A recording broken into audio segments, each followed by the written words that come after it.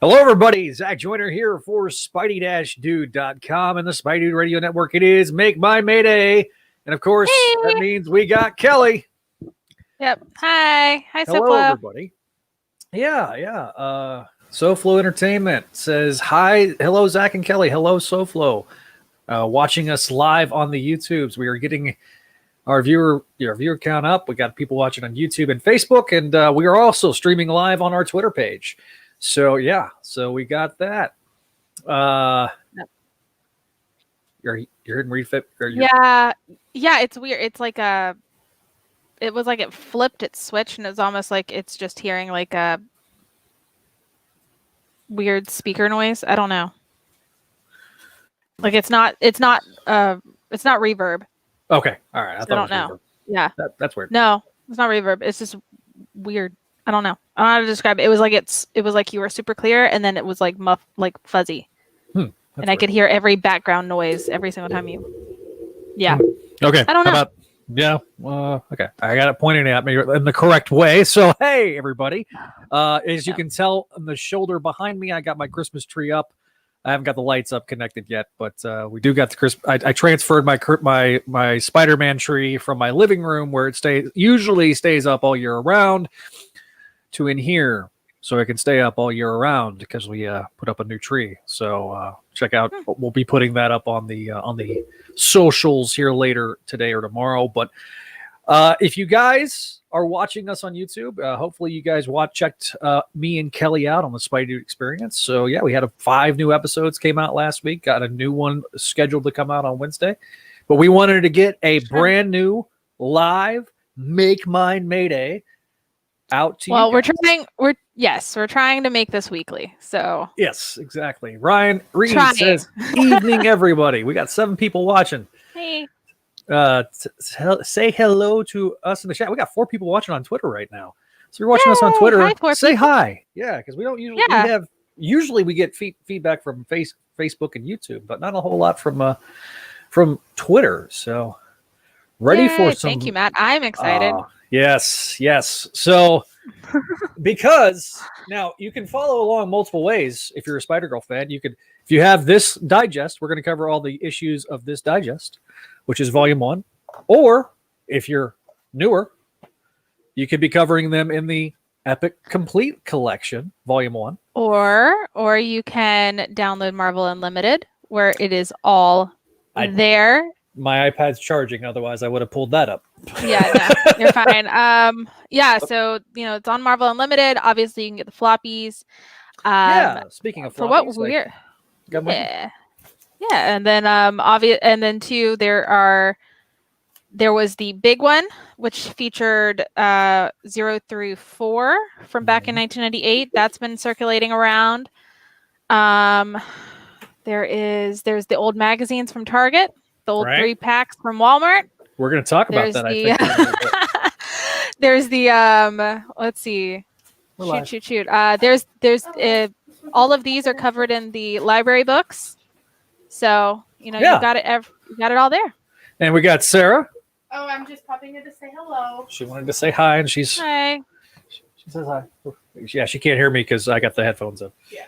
Also, thank you, Venkman. I made him move it in here. The superhero tree. I was just talking about that. We're going to post it on the socials later. So if you want to put those pictures on Instagram. And obviously for our audio only listeners, because I don't know if you're going to cut this part out or not, but I guess not. So for audio only listeners, there is a tree. We are currently going through comments, and it will be. It is very beneficial to watch us on YouTube, like, share, and subscribe to the Spidey Radio Network. On YouTube, you could just type in Make Mine Mayday, and all of our episodes generally pop up first.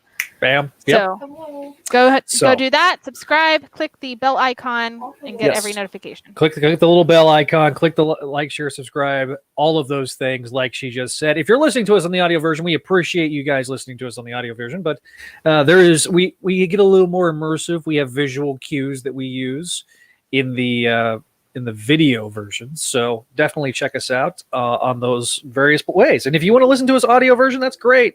Don't watch the video while you're driving, but you can listen to the audio version while you're driving. So one of those things. Hey, Aaron. Yeah, Aaron. Morning time for him. From the good old land of Oz. So yeah, greetings and salutations, Venkman. It is really never done a Twitter live chat. Yeah, this we've done some. I've done some stuff on Twitter. I've been trying to up my Twitter game. I really enjoy the Twitter followers that watch us live. It's one of the reasons why I was like, let's keep doing these live, because I like they're a little bit different than our normal crew. Not that I don't love our normal crew, Absolutely. but I like also including our Twitter followers because some of them don't transfer over. Yeah. Some of them are fellow podcasters, and occasionally they jump in and watch us as well. So we're trying to expand the outreach a little bit. I did post that we were going to be going live, on Twitter today. So we apologize for not promoting this a little more, but we got 6 to 8 to 10 people watching right now. So that's pretty good. I would have pushed it sooner, but it's, crazy week. The reason for our audio only listeners, I am in my short Mayday wig, and it is not for TikTok. I had my stuff pulled out, and my nephew said to wear it, so I'm wearing it. Listen, when the 5-year-old tells you to do something, you tend to do it. Yeah, exactly. So what happened. Exactly. All right. So I wanted to kind of go through, because this being the first review show, we kind of talked a little bit about this, I think, in our introducing the panel, and then maybe a little bit, last episode where we had our friends from the Spider-Girl message board on. Much fun. Yes, and definitely going to try to have those guys back as much as they can, and they were a lot of fun. Yeah, and also too, not to mention, when we start doing like regular roundhouses, like I want all fans from all sorts of things. Like obviously, I want to do some themed ones, but if you guys want to join in on a fan panel, feel free to send us a voicemail or send us an email, and we will work it out, schedule it in, because I want to let you guys be involved. Like that's what makes this so much fun is the fans. It's literally what saved the series. And so where would we be without them talking about Spider-Girl? So that's what I want. Yeah, Hey, exactly. Hey, Jimmy. Hey, everybody. Check out Ryan Reed on Instagram. Oh, yeah.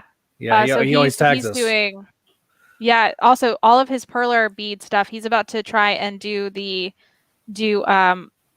issue 0 of Spider-Girl. Where she's leaping?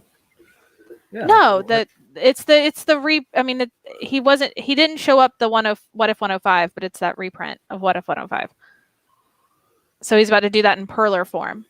Oh yeah, the email address is makeminemayday@gmail.com. Yep, or Spidey Dude. Yeah, or Spidey Dude Radio Network @gmail.com. Yeah.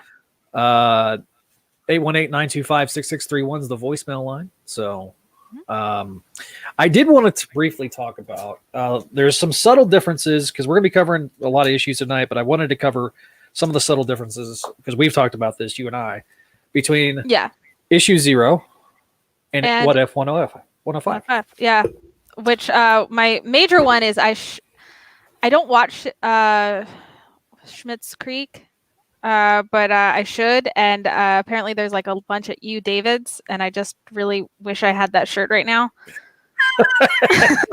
So okay, if you're reading like even in the newest reprint that they did, they I'm trying to find it wherever I put it. Right here. They had this Greatest Creators reprint that came out. Was it last year or 2 years ago? It was 2 years ago, I guess. Yeah. 2020 feels like a decade, but I think it was only 2 years ago, because it was DragonCon 2019. It was May of 2019. So it's been a year and a half, I think, of the reprint. So this reprint is a reprint of What If 105. And in What If 105, there is a minor typo of Davida typo. being named David. They forgot the A on the end. And so, it was corrected in Spider-Girl number 0. So I went back and looked and I found a really great resource called Mike's Amazing World of Comics, and they actually catalog catalog each and every what month, what the cover dates are, when the release dates were. So issues, What If 105 was released cover date of February of 98, which is where the Earth designation comes from of 982. 982, not 9982. The on sale date was December 17th, 1997, which is actually my childhood best friend's birthday, and 11 days before my birthday. So yeah, in 1997, I was about to turn, it's about to turn 10. I was 9 years old when this was published. So yeah, and yeah, you were 7. She's younger than me forever. Going to be younger than me. Only slightly. But the what if Spider-Girl number 0 cover date of October of 98. The on sale date was August 5th of 98, and it came out the week before issue number 1. Issue number 1 came out on August 12th, and so there was 2 MAYDAY. And the other difference is the coloring on the cover, the fact that it has Spider-Girl on it. There's the blue hue on issue 0. The banner across the top says the daughter of the true Spider-Man. And in the What If, it just says What If starring Spider-Man ? And so that's kind of the other difference is they do have a preview of issue 1 in issue 0. So because it was coming out the following week. So that's the biggest difference. I think they also have a preview of some of the other MC2 stuff. So I know the A-Next preview is in issue number 1.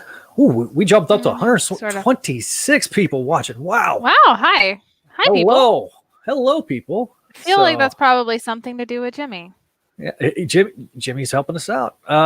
98 was my start to cross more DC than Marvel. Now I don't read crap from DC. Well, other than they are the same content. Yeah, other than that, they're the exact same. Yeah. So Bob is from the Dennis Ball Show, which I did an interview for a few weeks ago. Which you should definitely check it out. It's a bunch of dad jokes, and it's a lot of fun. So you guys should check that out. It's about 10 minutes. It's a lot. He has a ton of people on there, bunch of dad jokes. If you like corny jokes, it is fun. But yeah, so yes, please leave comments like Jimmy says.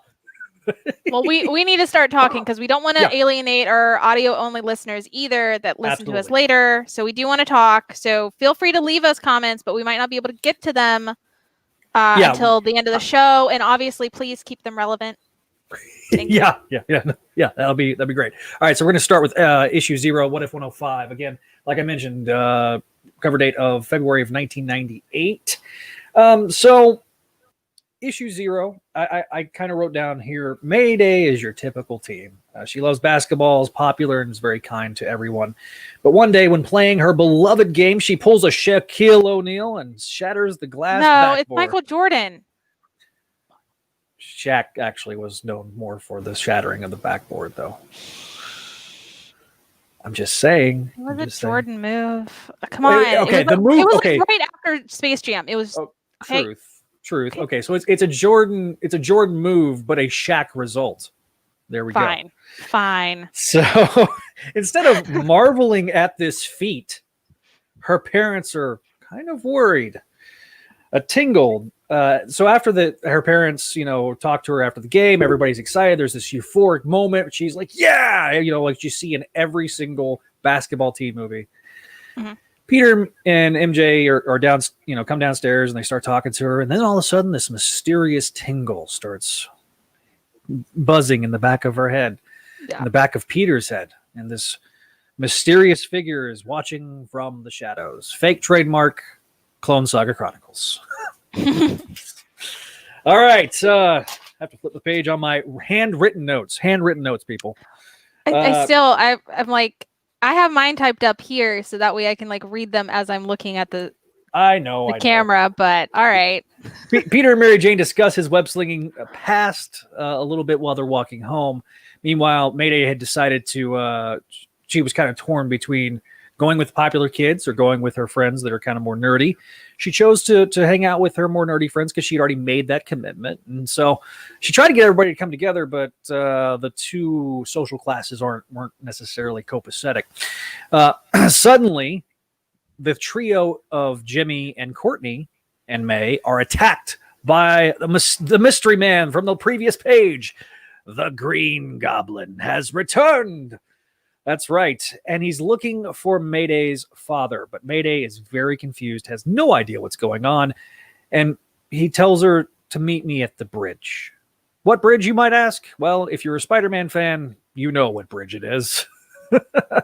So, upon discussion, she gets back to the house. Peter starts reaching out to different and various people, including Normie Osborn's stepdad, Foggy Nelson, and looking for Liz, his mom, because Normie Osborn is the grandson of Norman Osborn, the Green Goblin, and son of Harry Osborn, the second Green Goblin. So, and in this one, he died and he stayed dead. Yes. In the flashback that is discussed, it does stipulate that Norman and Peter had a big climactic final battle. Well, Peter, I was meaning Harry, but Harry and Norman, yes. They both. And they stayed dead. Yes. Yeah. Dead is dead in the MC too, for the most part. Meanwhile, Peter and Mary Jane are talking. They're worried. Mayday goes upstairs, but they think she goes upstairs, but she's sitting at the top of the stairs and overhears her mother mutter under her breath that she is, in fact, the daughter of the Amazing Spider-Man. Meanwhile, while listening to Be Prepared by the Lion King soundtrack, our new Green Goblin prepares. Thank you. All right, just so everyone understands, this is my dumb headcanon. That he was most definitely listening to the Lion King soundtrack while he was monologuing. Okay, it's totally canon. It's totally canon because he is a Disney file. We learned this in 92 or 93. Yeah, I think so. Because I think it was like during the DeMatteis arc. So DeMatteis arc or like DeMatteis Spider-Girl. Oh well, he said okay. I just messed that up. Okay, moving on. I'm so what? I just broke the internet. I was like, I thought you understood that I was talking about Spider-Girl 92, 93. No, I totally, it went over my... Venom tells, just outs Normie for his Disney fileness. That's right. Not that he should be ashamed of it. Of course not. No. He shouldn't be. Now I'm wondering what you're talking about. I thought the year 92, 93, and so I was not thinking of Spider-Girl issue 92, 93. Went right over my head. This is why I have no hair on the top of my head, because things keep going over it and knocking whatever hair I have left down. Nah, it's more here I am in my element, and I'm about 10 pages ahead of you. Exactly. So the next morning, Peter goes to try to talk to the new FF, the Fantastic Five, that is. But they were off-world on assignment, so he then decides that maybe I should go see the Earth's Mightiest Heroes. Now, if this was taking place now, he probably would go to the Avengers first and then the FF because corporate synergy. But he realizes when he gets there that these guys are just like young, and they're not too much older than he was when he started playing superhero, and he kind of freaks out a little bit, and he leaves barely with his dignity intact, but he feels like it's his responsibility. He needs to take care of things. So, meanwhile, May is, kind of in this struggling with this new normal. Because okay, I have spider powers. My dad's Spider-Man. Gee, I wonder what I can do. And she sits there and makes 20 consecutive, I think it was free throws, but I'm not entirely sure. It's not exactly clear in the writing. Well, it was like jumping. I mean, she's having fun. Shots. Okay. Yeah. Well, I mean, she's literally the panel is her jumping around the entire gem. Yeah, I was about to bring that up. She's like, I just made 20 shots, and she's like, I really wonder what I can do. So she just starts bouncing off the walls, literally. And so she's like, how freaky am I? Yeah, how much of a freak am I? So she just starts bouncing around, lands barely enough time for Davita to walk in, be like, "What are you doing?" And then she's like, "I gotta take off." So she takes off, and so when she gets home, she confronts her mother. She's like, "Listen, you gotta give it to me straight here, because like, what is going on? I don't know anything. I don't know what that means. My dad is Spider-Man. You got to explain this to me." So she takes her up to the attic, to the fateful trunk where all the Peter Spider-Man stuff is stored. And in off-panel land, we get the full explanation of what happened. For the most part, she leaves some details out because, well, she then pulls out a costume that looks suspiciously like her Uncle Ben's costume. And we get the reference to the fact that she did learn about her Uncle Ben as a kid. So Peter is at the George Washington Bridge, and he is ready to confront Normie. You know, he was hoping that he could get Johnny to help him out from the FF. He's not here, so he's going to have to take care of matters in his own hands. So he shows up with his badge and his gun, and he's ready to talk to Normie. And he tries talking to Normie, and Normie's mad because he was expecting Spider-Man, not Peter Parker. Okay, can we at least establish one of the issues here with Normie is the fact that his mom is dying. Right, I was going to bring that up in a second. Well, because we kind of learned that a few issues before. But his mom is dying, and so a large part of this is he feels like this is what he has to do because the last shred of like humanity of our non-Osbornness for him is dying at a thread. I kind of also feel like this is slightly a death wish because, you know, he saw his grandfather and his father die as the Green Goblin against Peter, against Spider-Man. These are some of his earliest memories. Yeah. So I feel like this is a large part of this is literally a psychotic break from a very terrified teenager because he's basically like not quite 19, he's not quite... I think at this point. Yeah. So, you know, he's an 18-year-old kid, rich kid, very, very pampered. Because this is before Liz became all Tiger Mom. And yeah, very much before Liz became a bad bee. Yeah. So this is just it's a mental break. So like when he's sitting here saying I need Spider-Man, it's because he's not looking for help. He's looking to fight. Yeah, absolutely. So I just want to make that clear. Because I will always defend as much as he's cuckoo Cocoa Puffs like here. It's he's very clearly he is struggling. Like this is a kid that the last bit of like anchors to his life is being ripped away from him because his mother's very, very ill. It's implied, I think it's cancer. We learn a little bit more about that later. Yeah. Now Foggy, whenever Peter called Foggy, Peter was told that Liz was very ill. Things are very bad at home. Yeah. And that he hasn't seen Normie in a while. So Peter's trying to talk sense. MJ shows up via taxi and she tries to talk some sense into her. But like Normie is like, no, this is between, Spider-Man and me. I have to finish what my grandfather tried to start and my father started. I have to finish my legacy. So he then threatens, he palms Mary Jane's face and is about to, electro zap MJ's pretty little face when all of a sudden, bam. You're missing the gun part too, though. Oh yeah. With a really cringy line. I'm going to talk about that later because that is cringy, and the older I get, the more I'm just like, this is clearly where he's insane. Because Peter, I think this was more just making sure like he could do what was necessary to protect his family, but didn't really intend to use it. But he brought a gun with him, and Normie sees it and says, instead of basic, says a really like it's the line. Hold like on. It's a very. I wrote the line. I wrote the line, but you don't say that to like your uncle. Like, jeez. Yeah. Hold on. Look, I know I wrote it, and I just don't know where I wrote it. Is that a gun? Is that a gun in your holster? Is it a cop spec? It was something weird like that, where it's like it's a cop special, or are you just happy to see me? And I'm just like, all right, well, there you go.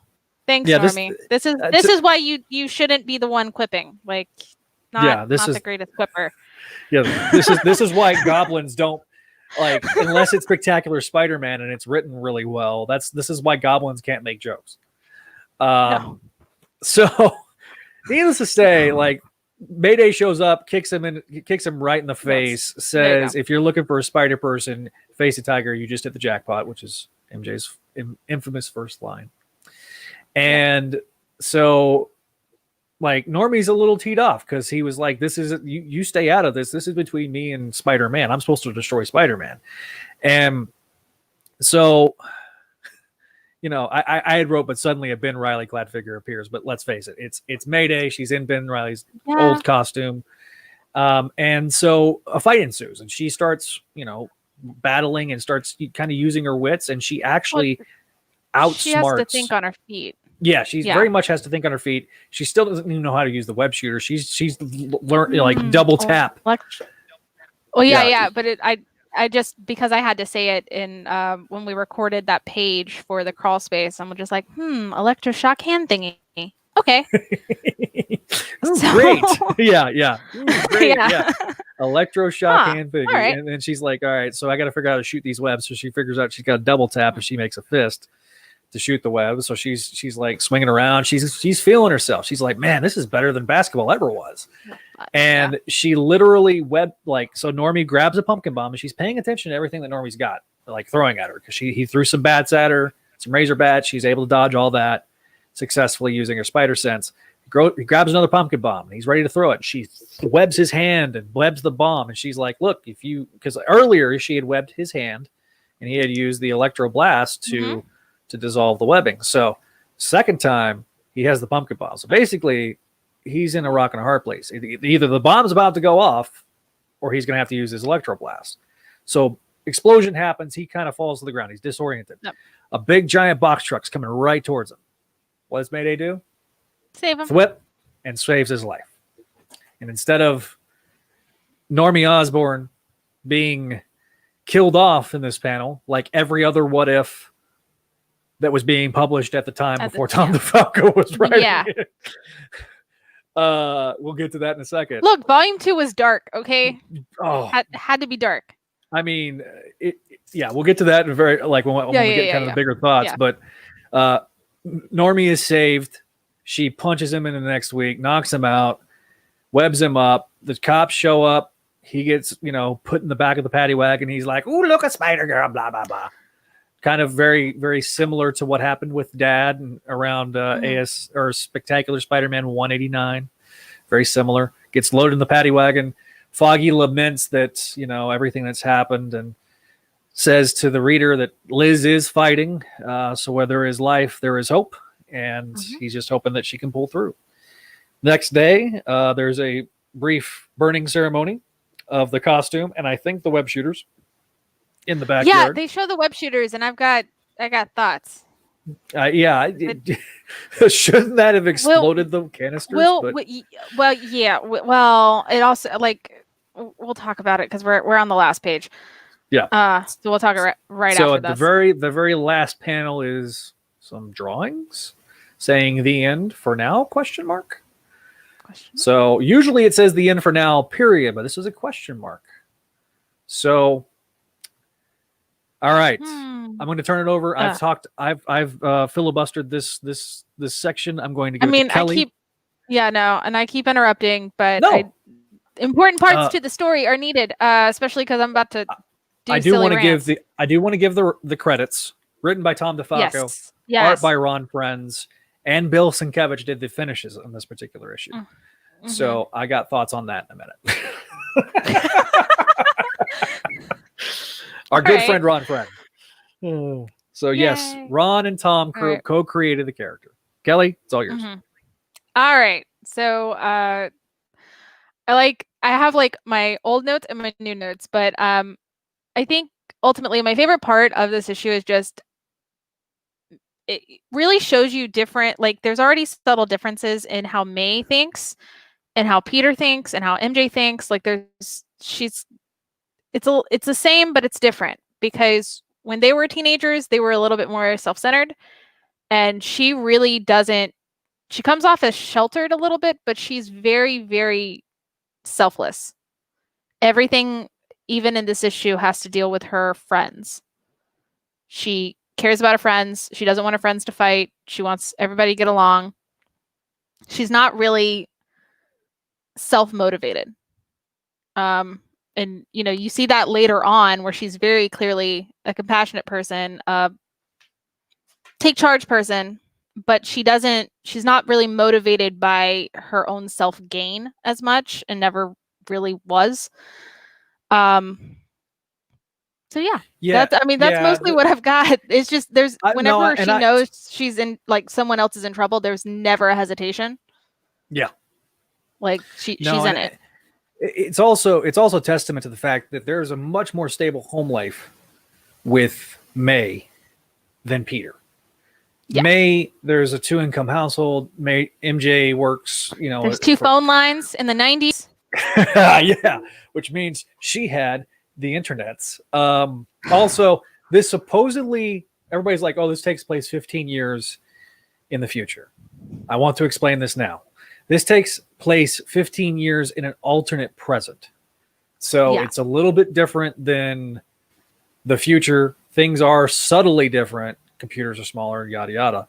But it's not going to be like, okay, what we would say almost modern day right now. Well, to me, it was pretty accurate for the most part. Past technology, but like, in fairness, we are in the technology age, so things rapidly update to the point that, like, I don't think that there was any way possible to ever, like, predict what we've got. But even then, it's still not like, super crazy futuristic, which is what I think I love about this, because it feels very in the present when you're reading this, especially when we get into later issues and a lot of the fashion choices are being based in current fashion at the time, for better or worse.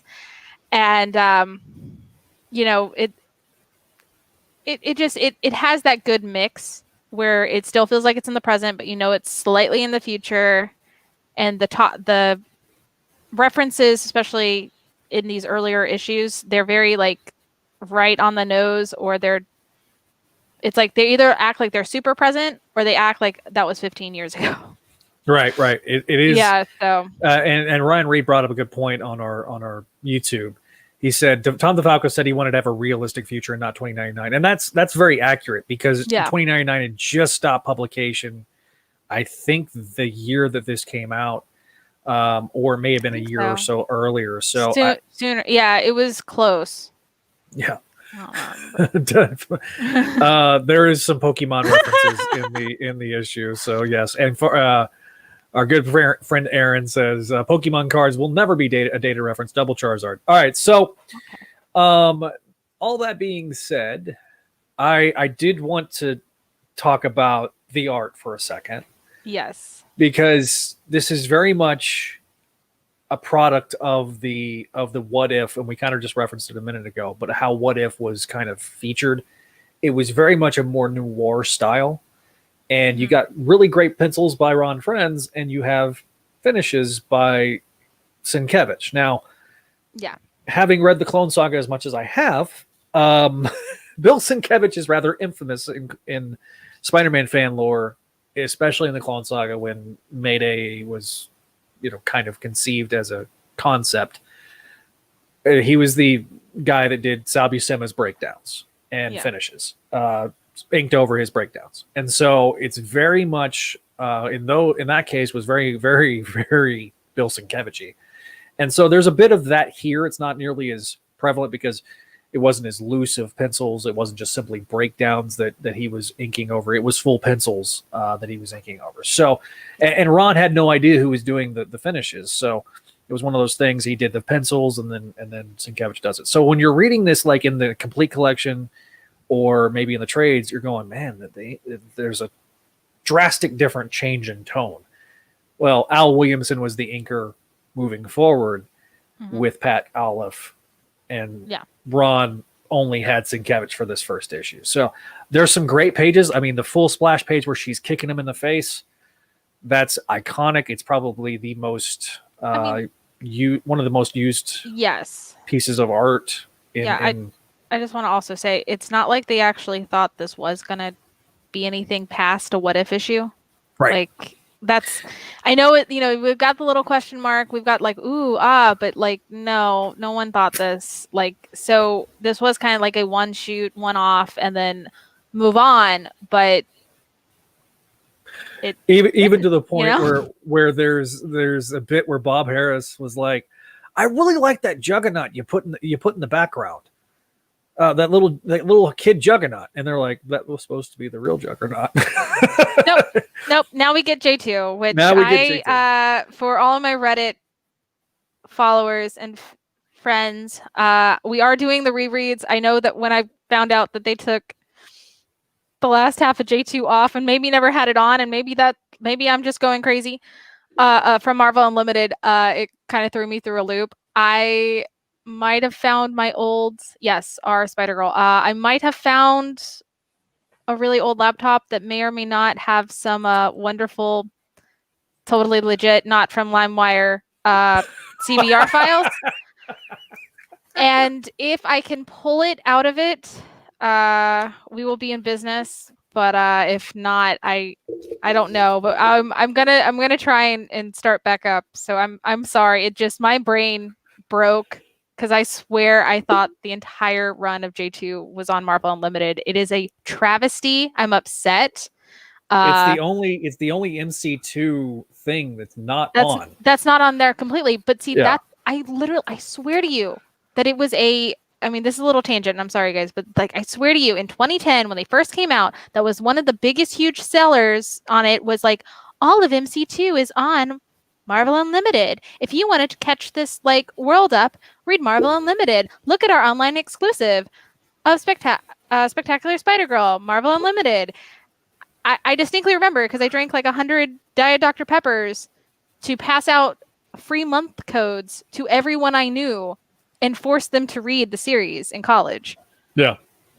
Like, I swear I'm not crazy, but apparently I'm crazy because apparently 7 through 12 of J2 is just not on Marvel Unlimited. It's travesty. It is a travesty. Like, it truly is. Because like, that to me is like, what? Like, it'd be different. I mean, you have all of Wild Thing. Granted, it was only... Let's not talk about Wild Thing. It's Kelly's least favorite character of the MC2. Which is not a bad thing. It's just when everyone's like, yeah, she's got all of it. Yeah. Why? Like, why is she like protected and everything else is always at a risk? Like, that's I just want to know. So I was trying to pull up just to make sure the because I wanted to make sure the page counts were correct. Because come on, they're being weird. Oh, it's just the way this search thing on Mike's Amazing World. If you add an extra space, it breaks it. Oh, so okay. Well, that's great. So there was 48 pages to, like I said, to issue 0. There was 32 pages, page count of issue number 105. So there, that is the differences between the two. Spider-Girl number 2 or number 1 has a page count of 32 pages. So I just wanted to double check. So we move on. Yes. If we're ready if we are ready to move on. We are ready to move on. All right. So. All right, stunning first issue, Spider-Girl number 1. They has Spider-Girl leaping out towards the page. You'll see kind of a little bit of the shadow part. If you got all the first issues of the MC2, they had like different. That was you? No. What? Yeah, so like they had like Spider-Girl in the background and then J2 in the background. Like each individual, like each one had the different parts. It was like a kind of a 3-part cover. Yes. No, that I know. What I was going to state was, we forgot something, and then my brain went, "Wait, what?" We did forget something. I thought so. I thought we forgot something. That's what I was wondering. I was like, I don't know. It was in my brain, and then when you were like, that was you, and I was like, wait, what? I lost my train of thought. Oh my god, I'm sorry, guys. I was like, so let's go. We'll really briefly go. Let's just go. Yeah, let's just go. Never mind. I was gonna say something and then totally forgot.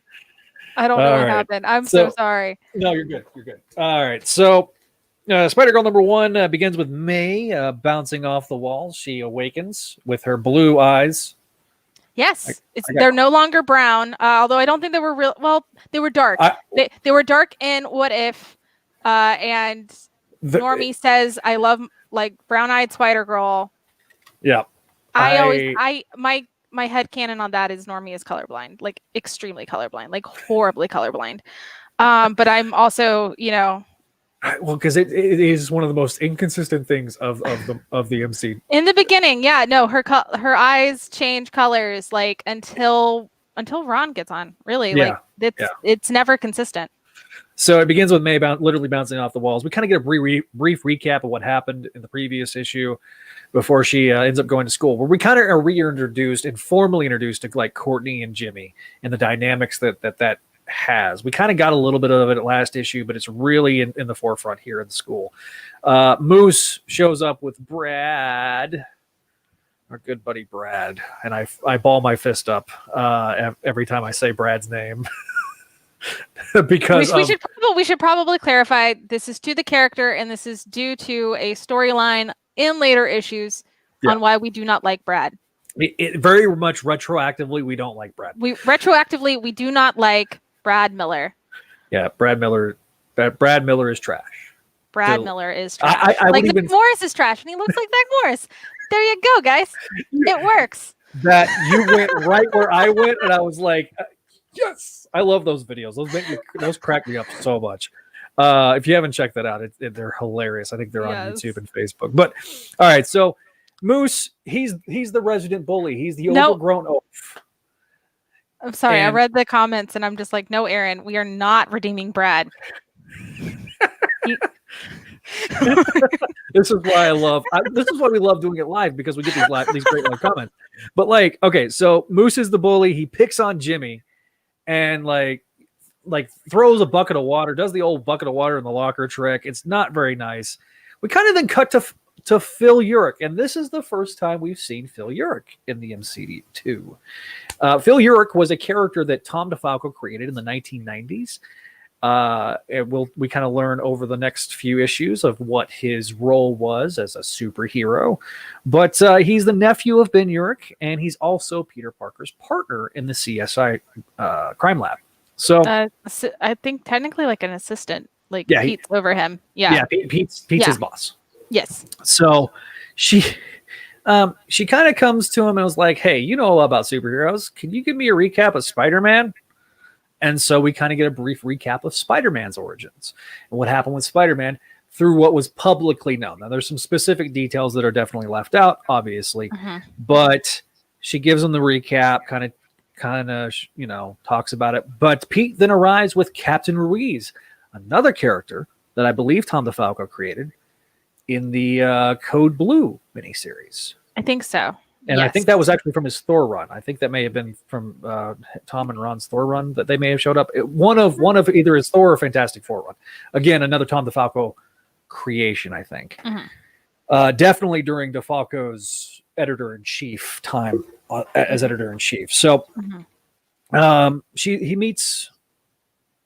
Peter's kind of startled to see May there, and he's like, I'd love to grab lunch, but I got a meeting with Captain Ruiz. They're working on a big case. And speaking of a case, they're being followed. So somebody's being cased. Sorry. That's a really bad dad joke. It was a really bad dad joke. You need to get lessons from Dennis Ball. I do need to get some lessons from Dennis Ball. Definitely. If Dennis Ball is still watching. Hi, Dennis. So basically... somebody's following the two of them. May then becomes his guardian angel, and she kind of has this bemused smirk on her face because she kind of feels like, I just protect my dad, took care of dad, for her entire life. She gets to finally. She climbed the wall without shoes in this issue. I got questions. Yeah, it's very inconsistent, especially with what happens next issue, when it comes to walk socks. Yeah, where are her socks? So, May is kind of lost in thought, kind of thinking about what's going on when Davida shows up, and she's like, "Are you thinking about Brad?" Oh, so cringe. Sorry, that just makes me cringe every time I see it. And like May kind of brushes it takes everything off. not for me to cuss Davida out. So yeah, good. I know. Yeah. So basically, May's kind of hears maybe about some rumblings of a possible situation, how Jimmy was trying to reach out. Anyway, May that evening tries to go to this place that she caught the perpetrator when she was protecting her dad, going into this random fashion shop, like a fashion warehouse. It was like a distribution kind of warehouse. Yeah. So goes to this distribution, and of course, it's owned by the mob or Magia. You can't say mob in the Marvel universe. It's the Magia. It's actually not the Magia. It's the Kingpin. But anyway, I mean, she shows up. Organized crime's there, and then when she shows up again, all of a sudden, this dude with like a faceless mask, calling himself Nobody, Mr. Nobody. Mr. Nobody to you, Zach Joyner. I'm sorry. So basically, Mayday tries to, has donned this ninja outfit. She's going out on patrol for the first time. She's got web shooters, and there's a fight that ensues. And so Mr. Nobody's there, and he's assuming that she's like this highly trained, highly skilled assassin. And so there's this fight. Well, he sort of does, because he halfway thinks that, but it's more of like he knows that she is a well-trained athlete. Period. Yeah. It's period. Just, she is dressed like a ninja. Yeah. Lady ninja. So he thinks she's like a really green mercenary. Yeah, exactly. So he's like, I have the ability to teleport, and she's like, hey, wait, what? What? So uses her spider sense, uses her wits to avoid the gunfire, and was able to get the drop on Mr. Nobody, and actually knocks him out enough to where, bam, right then and there, Peter's getting a phone call. Ruiz is like, there's gunshots at the place we've been casing for all this time. Get your gear. Let's go head over there. I don't miss those calls. My dad is a retired investigator. So I know those calls to the family landline very well. Yeah, exactly. In the middle of the night. So, needless to say, Ruiz shows up, and also Phil and Peter are there. Phil finds webbing? ? And so, which Peter had already taken off because he heard the words "Lady Ninja." Yeah, Peter's like, here's the words "Lady Ninja." Nobody teleports away, so he's not there, but the rest of the goons are. And he teleports to Rikers Island, where a mysterious large man that was a big part of the 1990s Spider-Man animated series, which happy 26th anniversary, by the way. Yeah. I think it was yesterday, but it's been a quarter of a century. It's been a quarter of a century since it premiered. Yes. When did we get old?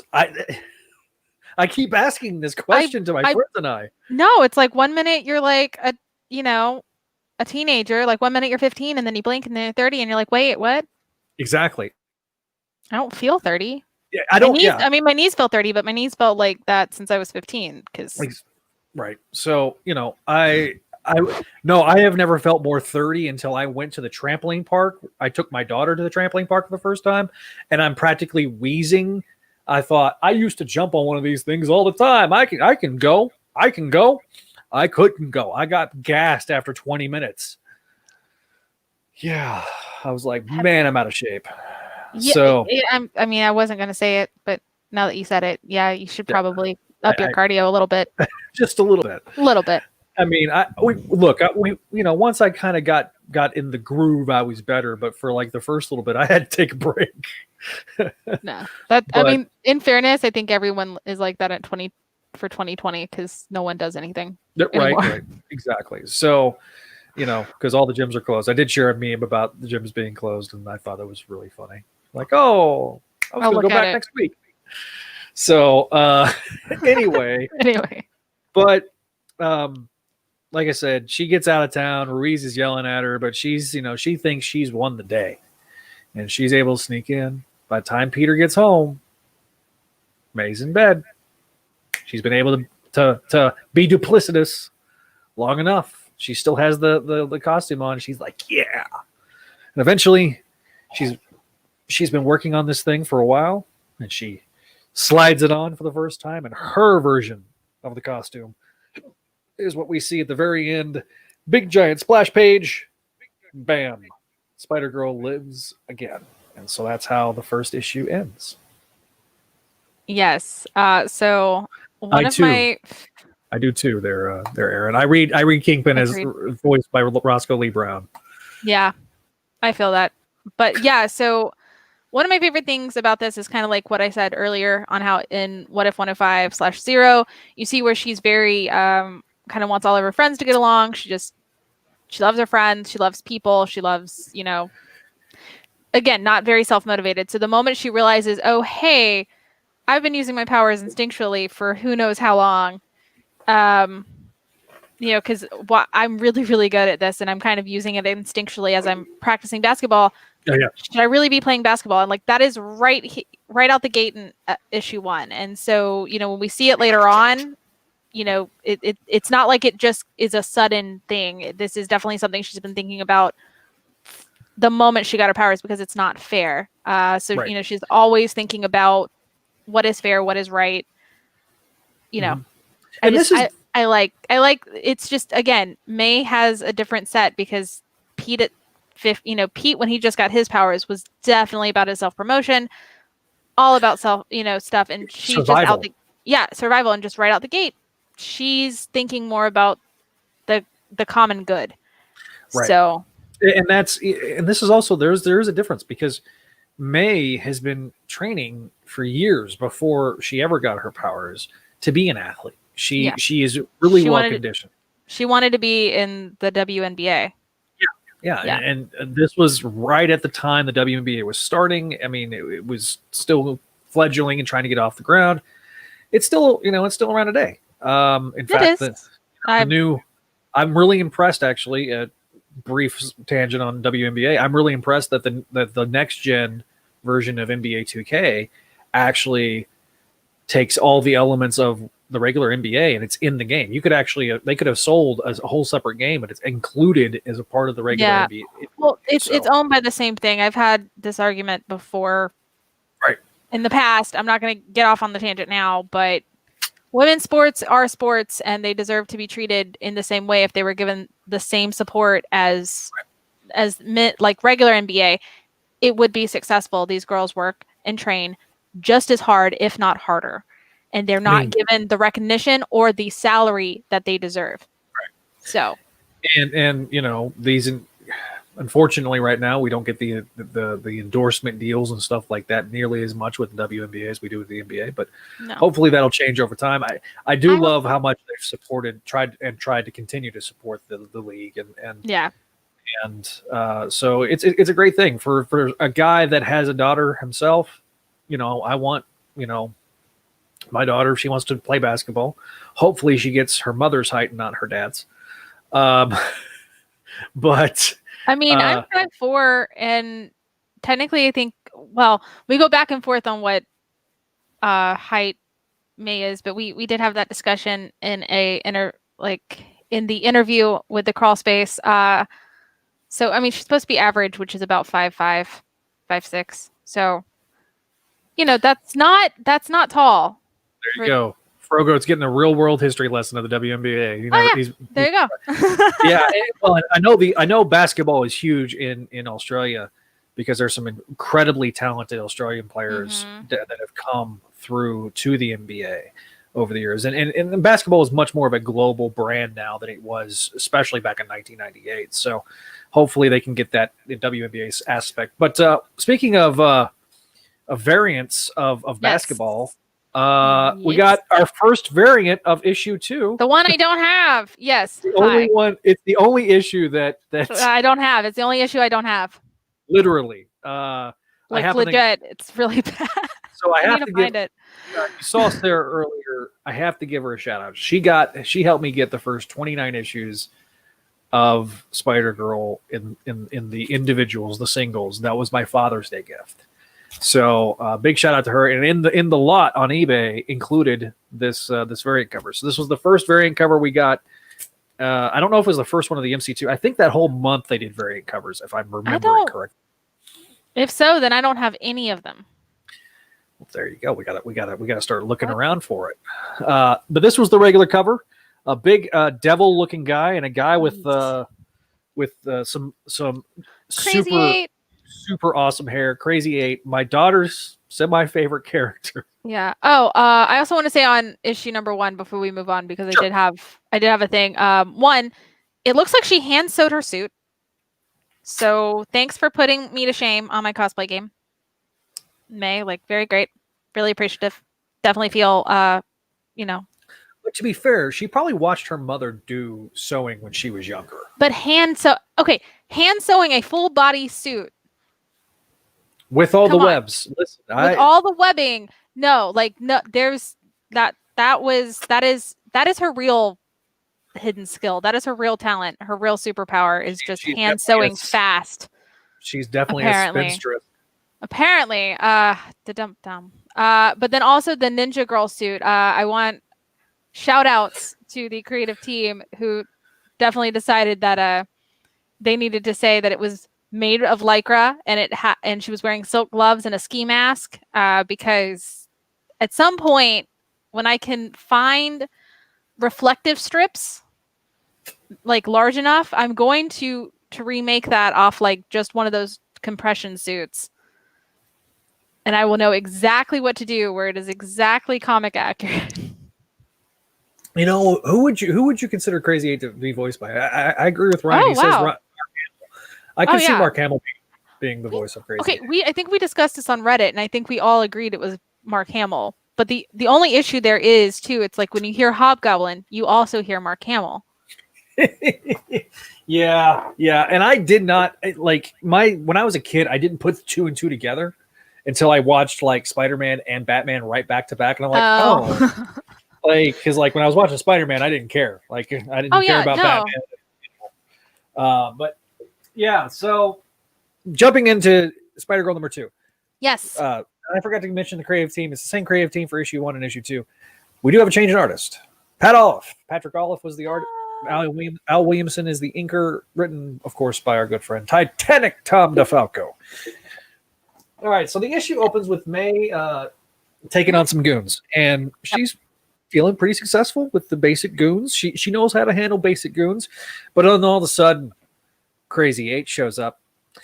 Yeah, he gets the drop on her, and she's thinking, run away, and then she gets up to the rooftop where she meets DarkDevil for the first time. And so that way we don't, have to use the bad words. He's a jerk. He's a jerk. Very much a jerk. Big old jerk. Big jerk. So big jerk. May arrives home and overhears a conversation between Mary Jane and Peter where, hey, you're supposed to eat lunch with her today. You need to talk to your daughter. Like, you need to get to the bottom of this. The best panel ever. Yeah, where May's like... No. Their lunch is the best panel ever. Oh, I'm just I'm best gonna, page. Just the best page. I have a note inside the recap for it.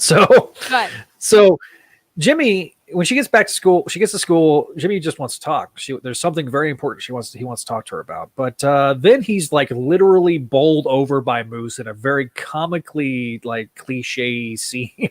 Good. Also, I just want to state too, going forward, it's like the one time. So in What If 105, it's the only time we see Jimmy actually care about May's autonomy. Yeah. Because from here on, he's pissed off because of what he wants to ask her. Exactly. Anyway, so sorry. Moose is this big giant overgrown oaf who just bowls them over, and A near fight ensues, which is foreshadowing for later. Earlier, of course, Mayday had overheard her parents talking, and so Peter and May goes to meet Peter for lunch, and Pete's all excited. He's like, "Hey, let's go to lunch," and then we get a scene of them eating lunch in what I refer to as Bindisovision before Bindisovision was ever a thing. Look, it's the best page. I've definitely had lunches like that where it's just so painfully awkward. Oh yeah, no, I mean, it's the whole thing of like you don't want to say anything to your parents, and your parents don't want to bring anything up. Right, that's going to embarrass you. Well, no, not. I don't think it's going to embarrass or cause a fight. It's more just it's like, I think with Pete, he really doesn't want to know. Right. Like he knows deep down what's going on, but he doesn't want to know. And the moment she says something or he brings it up, then that ball drops. So this is the page in question. It's six panels that are the exact same but different word boxes, and it's just really painfully awkward. So May gets back to school and Courtney is freaking out because there's going to be a fight after school between. And of course, okay. And then Jimmy shows up and he's like, "I can't live like that. I gotta be, big old macho man." And so, oh yeah, sorry. So wow. I thought, you know what? We went 3 episodes without a wrestling reference. Yay! It's only taken 3. Only taken 3 episodes. Listen, there's actually, you talk about a wrestling reference. I mean, one of the ads is at high noon. Bring it up. Yes. Okay. So I am going to talk about the ads in a minute because this really took me back. But needless to say, Mayday, Moose is, at his locker. Everybody's like, "You're going to go kick his butt, man." Like, which, okay, like, this part I don't understand, like the male psychology with like these overgrown oafs. You're going to beat up on a dude that's half your size. Okay. What? Because what happens if the dude that's half your size gets one good shot at it? That's all he needs is one good shot, and it's over. So, yeah. Needless to say, Mayday shoves him in the locker and locks him in. So, to shove Moose into a locker and not like hurt him and get him squished in there, like that is some cartoony logic because whoa. Yeah, Moose is a very large mammal. And those lockers are not. He's a person. I know. I was just making a joke. Don't diminish Moose, Zach. I already know. Yeah, anyways, no, because he redeems himself. He does. Look, out of all of May's friends, I think I like Moose the best. Like this, his arc is very much a redemption arc. Definitely. Yes. So you got Courtney, who is trying to talk sense into Jimmy and going, "Listen, you have time to run. Like this, there's time to go away." So May shows up. She's like, "Show's over. Moose had a prior engagement." Jimmy is pissed because he's like, "I don't know what you did, but you basically permitted, delayed the inevitable." But meanwhile, Brad, who we don't like retroactively, but was like, "Kid's got guts. He's got heart." So we cut back to when you first read it, you like him for saying this. Exactly. We go to Pier 87. I wonder if that's a reference to the year that Mary Jane and Peter were married. Well, maybe. Could be. I don't know. Maybe. So basically, I wish we knew who was watching that could answer that question. Yeah. So to answer Matt's question on Facebook, he says, "Is Moose the Flash Thompson the MCU?" Basically. Yes. Marvel. Yeah, definitely. Yeah. So. Crazy Eight's got all his goons. They're protecting this boat, and Crazy Eight's kind of irritated because he wants to sail off into the sunset, right? But Mayday then throws a man through a door, which is the first time she's done that. So she kind of does that we know of. I mean, that we know of. That we know of. That's that true. We know of. Yes. So there's one panel that made me think of Spider-Man 1 every time, even though Spider-Man 1 was 4 years away. And it says, "Can Crazy 8 come out to play?" So, yeah. She didn't say it like that. No, that I was trying to do like Willem Dafoe in Spider-Man 1. So that's not how she says it. But anyway, so the guy's bum rusher. She kind of shoves them off after the ad with 3 ninjas that I just showed up on the screen. That's important. It's important to the plot. Yeah, exactly. So Crazy 8 starts throwing his 8 balls. He's like, was that really necessary? Like these poor dudes, they're just goons. They're just grunts. Like, fight me. So he throws some spiked 8 balls. He also mentions that he's a trained acrobat. So Mayday's kind of losing, and there's a big explosion. Battered and bruised. He then throws a sonic Crazy 8, and she's super disoriented, he's looking like he's got the upper hand. So she jumps off the side of the boat, looks like she's gonna grab it. She tries to like stick with her hands on the side, and she's sliding around. So it's kind of establishes a thing with May's clinging ability, which we can talk about in a minute. So she kind of swings around. Crazy 8 thinks he's kind of got this pompous attitude. I got her to run away twice. Well, nope. His arrogance got the best of him, because she just turns around and kicks him right in the back and knocks him clean out. Sometimes you have to play a little dirty. Exactly. So DarkDevil shows up. He's a jerk again. He's like, I hope you're feeling proud of yourself. Take this victory for whatever it's worth. And then he, bamfs off like night. I always assumed like he had like that sulfur smell like Nightcrawler, which made like when he bamfs away. That's gross. So, needless to say, MJ or May is feeling like, I've won, but at what cost? I'm not really doing this whole hero thing very well. No, but she also too the mentioning of, it's like you have a villain who is treating you with far more respect. Mm-hmm. There's a big dichotomy between. It's very reminiscent of like how, to bring it back to the Clone Saga again, when Ben Reilly first shows up as Spider-Man. Sandman.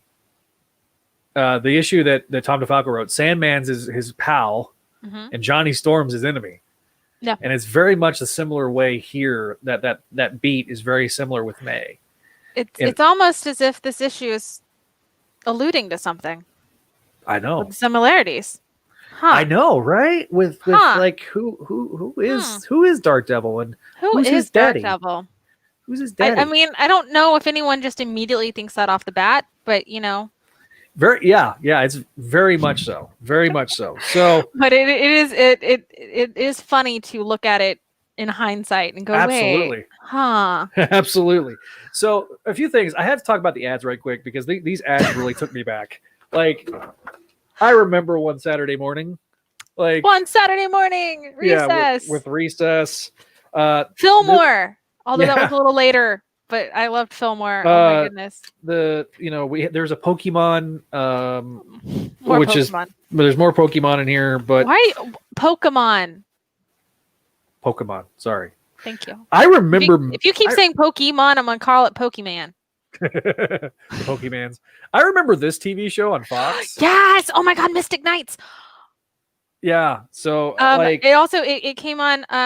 It was the Power Rangers reruns were sandwiched in between Young Hercules and Mystic Knights, and my mom would watch Young Hercules before we got home, and even now to this day she'll randomly just go, "It's been such and such years since Young Hercules. I miss young Kevin Sorbo."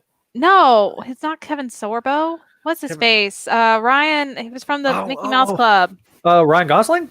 Yes, Ryan Gosling. Because he was in Young Hercules. That's right. I forgot. Let's be fair here.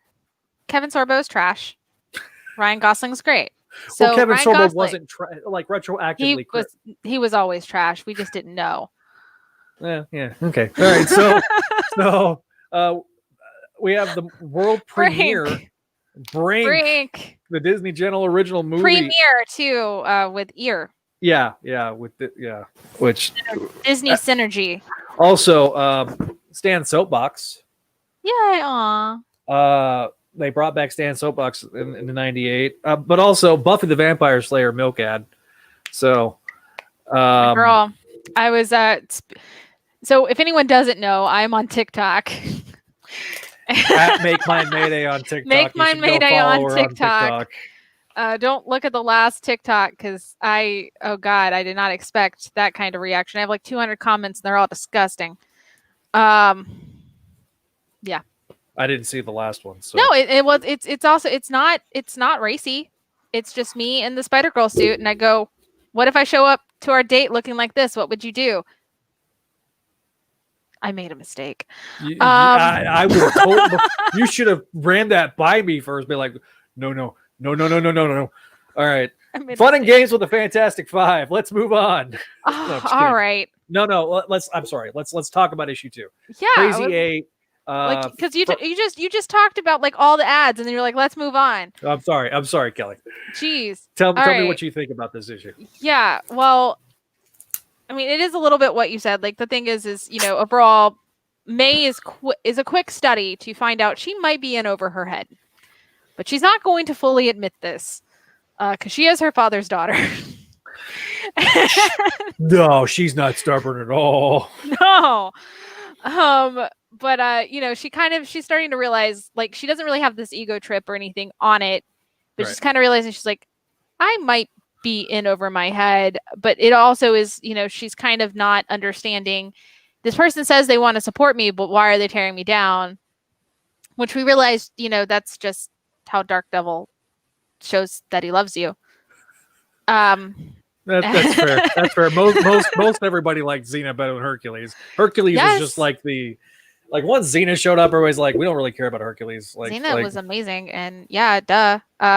But young Hercules was horrible. Wait, yes, we are gonna get to issue 3.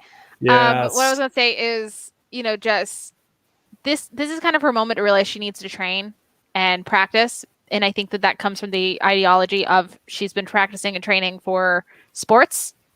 So she kind of knows this. DarkDevil lives alone because he's self-conscious about his BO. Good Lord, Aaron. Okay, you started this. You're the one that said, I think he smells like, my headcanon says he smells like sulfur. You started only this. When this is headcanon onto your headcanon. Oh, no. This is why headcanons are dangerous. We do need a roundtable all about really terrible headcanons, because there are a lot, and they are a lot over on the internet over the years. And Aaron did ask if Brad ever really demonstrate any redeeming character traits. No, because in the issue that we're talking about in later on, with Friends where we decide that Brad is trash, he had convinced Davida that that the group was okay. Davida realizes the error in judgment later. Right. He doesn't seem to quite grasp that. Like, it does look like he feels something, but it also, we never see any resolution where he quits it or he tries to redeem himself in that. But I think that was also because at that point, like, there's Wes, so who cares about Brad? Because there's Wesley. Yeah. But there's that. Anyway, what I was gonna say. There's Chris. There's Chris too. Yeah, I guess there's Chris. Yeah. I guess. So yeah. I really enjoyed this issue. Crazy 8. When I read it with my daughter, she really I think she likes the design of Crazy 8, and he's really crazy. He looks like Slash. He looks like Slash. Oh yeah, he's definitely got the perm hairdo.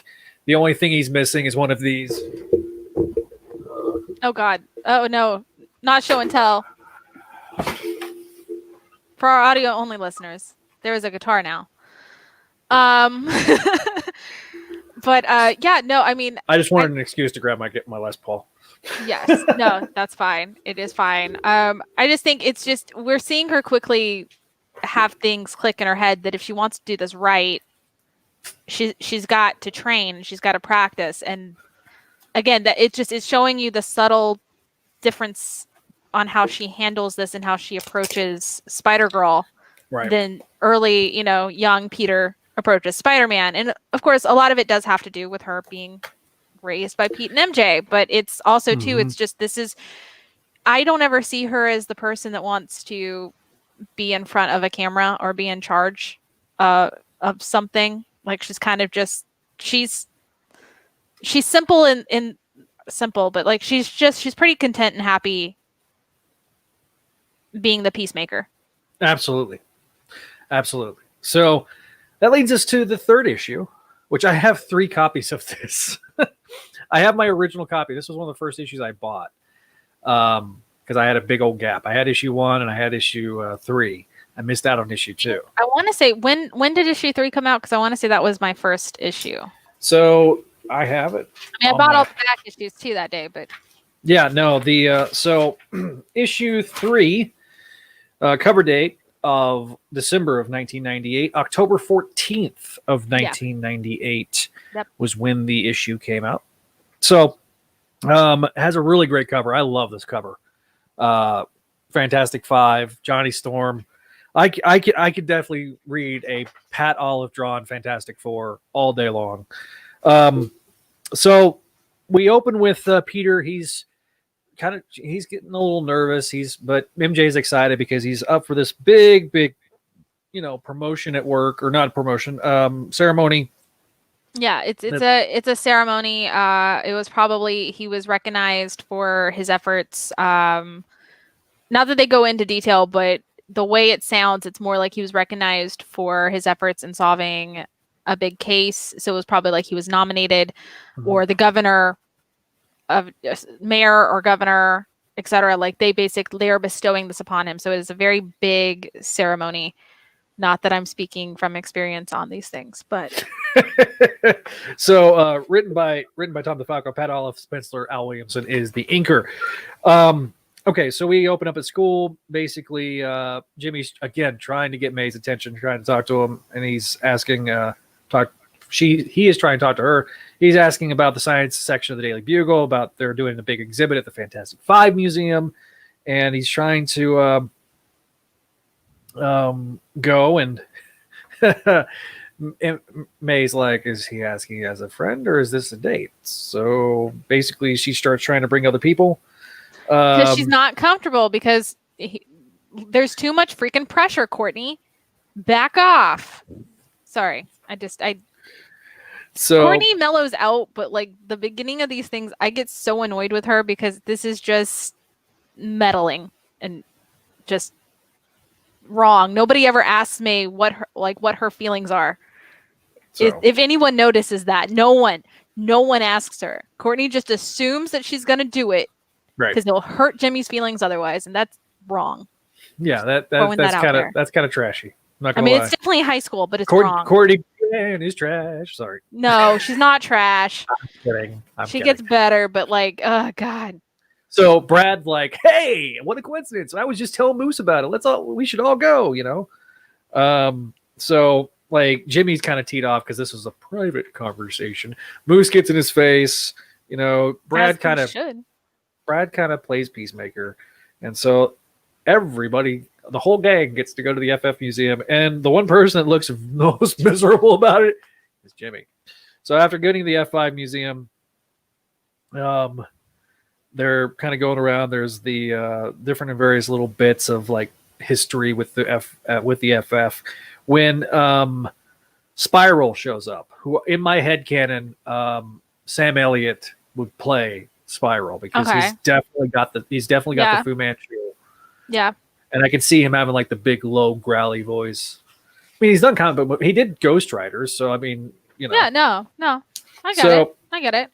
So Spiral's there. He's trying to get the power cell that he requires to get back to his home dimension. And May then uses the distraction to change into Spider-Girl. And so she's taking care of business. When all of a sudden, after using a Silver Surfer prop to block one of his attacks, the Fantastic Five show up. So, also, my nephew was so upset that was not really Silver Surfer surfboard. He was using it. He was very upset. I kept trying to explain that he didn't care. I mean, she did get knocked into a Galactus head. Yeah, no, he doesn't care. Yeah, it should have been the real surfboard. So, like, Johnny is definitely taken aback to the fact that that she looks suspiciously like a certain somebody he once knew. Is that also foreboding, or is that just it looks like Spider-Man? Multiple different ways of taking this in hindsight. Yeah, because definitely. he, he did finally come to peace. He did finally find out what was going on with all that. In the Marvel Holiday Special in 1996. So just 2 years earlier, from cover date of when this was released. So, Ben. I was meaning like Spider-Girl, like 9 through 10. I know, but I was also talking about like Peter told Johnny what was going on with the clones and the different costume and everything. Okay. Gotcha. We were both trying to Jedi mind trick each other. I know. I wasn't Jedi mind tricking anybody. I was just alluding to future issues. So, needless to say, a little bit of a gratuitous fight goes on. Spiral's taking advantage of this, and so he's like, when life gives you linens, you can always use them to toss them at innocent bystanders. So, Big Brain, who is just a robot with an actual brain in it, which is just creepy. He's like a mixture of Herbie meets Brain from Peking. I don't know. No, it's Herbie with a brain. It's Herbie with a brain, definitely. So he makes a force field protecting everybody while Spiral starts making his play, and so May goes after him. Spiral kind of gets away and uses the off chance to, change back into her clothes. Yeah. And he's like, hey, kid. And Ben Grimm's coming by. He's like, hey, kid, you see a spider woman? Run this way. Yeah. Oh, yeah, that's right. Right. He says spider babe. Yeah. Who's the babe in the spider outfit is what he says at the very beginning. So, all right. Anyway. So, needless to say, Phil and Mayday meet up, and there's a little bit of a private chat. And it's at this time that Phil reveals to not only Mayday, but the reader that he once was the good Green Goblin. So talks about the fact that he was also the blue whale, which never brought up again. No, never. They even came up with a design for the blue whale. Never brought up again. Okay, the blue whale is brought up in Amazing. Okay, but not in this volume. It's the same story. It's okay. Okay. Right. It is brought in later. Bits of that are brought in later. All we need to know is that he freaking fails at being a superhero. He doesn't, I'm not meaning it in a necessarily bad way, although slightly. Yeah. But he's not the greatest at doing it, but he really, really wants to be a superhero, or at least did. As we're reading this, that's what we're learning, is that he used to. He really, really wanted that glory that comes with being a superhero. Because I think that's what I need to stress as we especially go into future issues with Phil, because there's a little bit of arrested development there. But so that's, he's kind of explaining this, and the way I've always taken he was explaining it wasn't like it's like, when you have that uncle that wants to brag because they want to, like, they're the cool uncle and they'll keep your secret and they're bragging to you, but really they're just reliving their memories vicariously through you. Definitely. That's Phil. That's definitely Phil. So May then after lunch decides to ditch class to go see what's going on with this whole scenario. Is this the one? No, this isn't the one with the hot dog. That's next issue. That's next issue. Yeah. So she basically goes scopes out the F5 headquarters for 5 Freedoms Plaza. I think I would assume is what it was. Yes. Follows the Fantastic Car to a abandoned warehouse that looks mysteriously familiar if you've read future issues.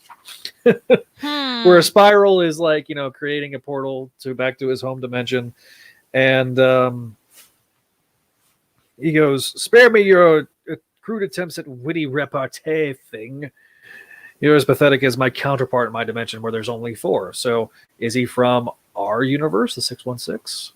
Or not our universe, but the 616, or is he from, different, another alternate or dimension? is he from our universe? I mean, with Gwen Poole, because she's from technically our reality. That's true. Where Marvel is a comic book. I just can't remember the numbers. Hi, Waylon. And it's not an episode of anything we do without an appearance. He's telling Tell me us, all about Waylon. it. Tell me all about it, buddy. We're forgetting to. I think we're forgetting to talk about Franklin. Exactly. So Franklin Richards, like, Mayday has the biggest crush on Franklin, right? Well, okay, she doesn't at the start. That's all Courtney, and she might have like a tiny one because Right. celebrities.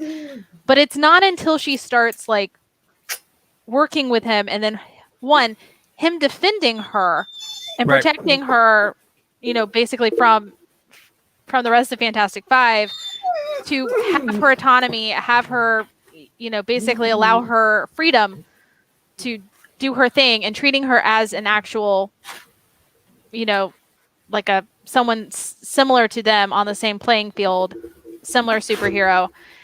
That's kind of where she starts going, yeah, he's really cute. He's really dreamy. I really like him. But I think a large part of it's just he sees her as how she wants to be seen.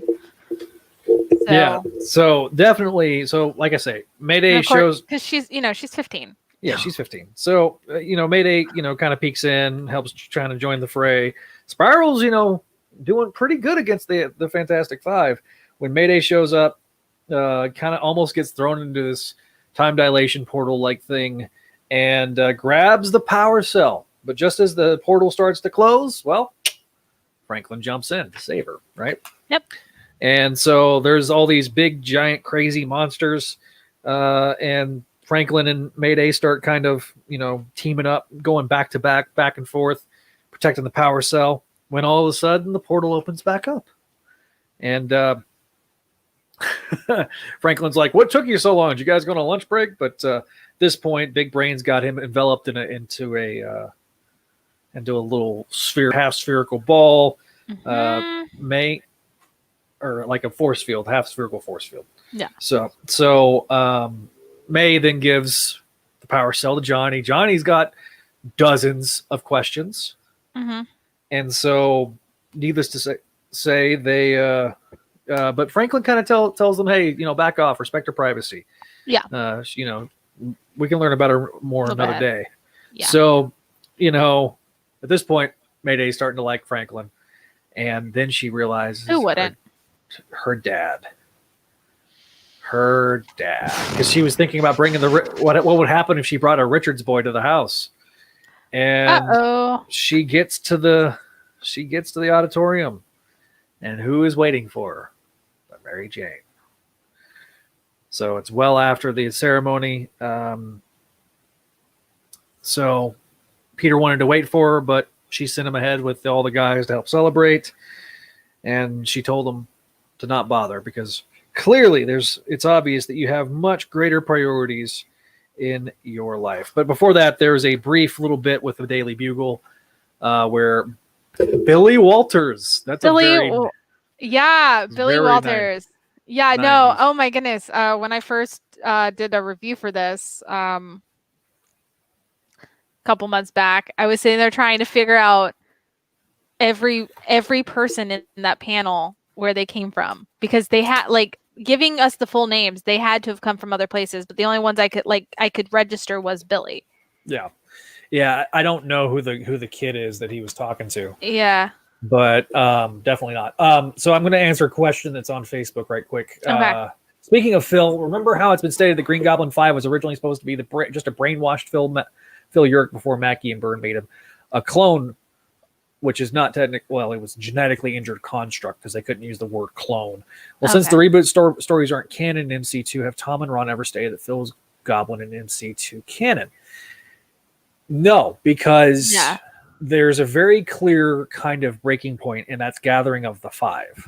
Or it's an alternate version of Gathering of the Five. So everything after that basically is different. That's where the divergent points are. Yeah, and there's still similarities sometimes, but it's never quite the same. So, in this case, there was no fifth Green Goblin that we know of. Yeah. There was definitely not one that was, basically a melting clone. So yeah, that's not a thing. So, good friend Chris of the site, we get to his favorite issue because. Well, hey, You keep going next. through things, and then we're not talking about it. You're not letting me talk. Like, I'm sorry. I'm being a bad co-host. All right. Sorry, Kelly. Tell me All more about right. what you think about this issue. Okay. So I mean, I wrote, it's a sticky issue, but it's a good one to establish. There's no way she'd be able to keep this from her parents forever. One, we're already pretty sure Mary Jane's figured this out by issue 1. She knows her daughter very well. Come on. This wasn't going to stop her. And then, thank you, Vinkman. Vinkman says he ordered me a copy of the variant cover for Spider-Girl 2. He's such a good guy. You're such a good dude. Thank you. I'm speechless. Thank you. I appreciate the kindness because I have not been able to find it. But yeah, no, thank you. Oh man. But yeah, no, I really hate that May missed Pete's ceremony because she had plenty of time, and this is kind of one of those things where this is kind of a flaw of hers. There's a part of her with Spider-Girl where she definitely feels like that is herself, that is her element, that is her true self is under that mask, and she kind of even here very much is going to kind of let everything else fall to the wayside to focus on that. We see it a little bit more in later issues because she can't really juggle her social friends and her social events. No, because she's too focused on this. Like she can't, like, that's one of the things is like Pete always feels guilty and always has that cycle. May really is just, I'm jumping in because I know that this is the greater good and this is what, this is what I'm here for. And you kind of start to see that because she's already grappling to that. But it was like she had plenty of time. She really shouldn't have gone back after talking to Phil. She should have gotten ready. She should have waited. But being 15 and being impatient, there's just no way that was ever going to happen. And so the fact that now she's in hot water and she's in trouble is just kind of, it is what it is. Right. To answer Frogo's question, he asked when the 5th Green Goblin showed up. That was during the Spider Hunt storyline. So technically, yes. I did totally forget. There technically would have been a 5th Green Goblin, but that was never addressed in the MCU or MC2. So yeah, a very big unknown mystery. I highly doubt they ever gave it a thought. I mean, I know like he said, the original plans were for it to be Phil being brainwashed. So I assume that might have been like where he got his scar or something from. Because did they ever explain the scar? I thought so. I thought they did. But it's in a later issue. But I think it's literally like a line and just kind of move along. But I don't think it has anything to do with clones. Yeah. And to answer Matt Bird's question, what are you guys' thoughts about Franklin Richards' current story arc and the current Fantastic Four comic written by Dan Slott? Not gonna. We're good. Let's not, because I honestly haven't read it. And I haven't read it. This is a Spider-Girl show. Yeah. I'm sorry, Zach. I'm gonna commandeer this a little tiny bit. We are getting a little off track. Sure. No, go ahead. Okay. All right. This is why I said let's do relevant comic, guys. I want to talk to you about our thoughts, but we will do those during our weekly, bi-weekly, etc. like chats, or we can do it right after we finish this recording and talk to you guys for a little bit afterwards. Yeah, we can jump on. We can do a separate stream. And well, that have to be a separate stream. Just you can cut the recording. I'm trying to keep this easy, guys. I'm trying to do this right by everybody, by our audio listeners and everybody else. Yeah, absolutely. So anyway, also Spiral is a really interesting villain, and like you said, we weren't quite sure what home world he's from, and here's my thing. I kind of really wonder if someone from the Spider-Verse team had actually read this comic and this comic series like they claimed they did. But of course, now we know that they didn't actually even write their own stuff. Thanks, 616 documentary. Thanks. And anyway, they really could have used Spiral as a means to get Mayday in without completely wrecking the world. But, I guess that's just not that style and what they wanted, because they wanted to just destroy things and make people angry and have them hate read because, hate reads sell. They sit there and they get mad at Tom DeFalco for his Fantastic Four run, saying it was so terrible, but at the same time, y'all read it. Did you, as he asked Paul Ryan, Have you looked at your royalty statements lately? They may hate it, but they're buying it. Yeah. So I mean, I get it. To me, Spider-Verse will forever be traumatic for numerous reasons. And eventually we are going to cover it. We are, and I'm gonna try to not be mean.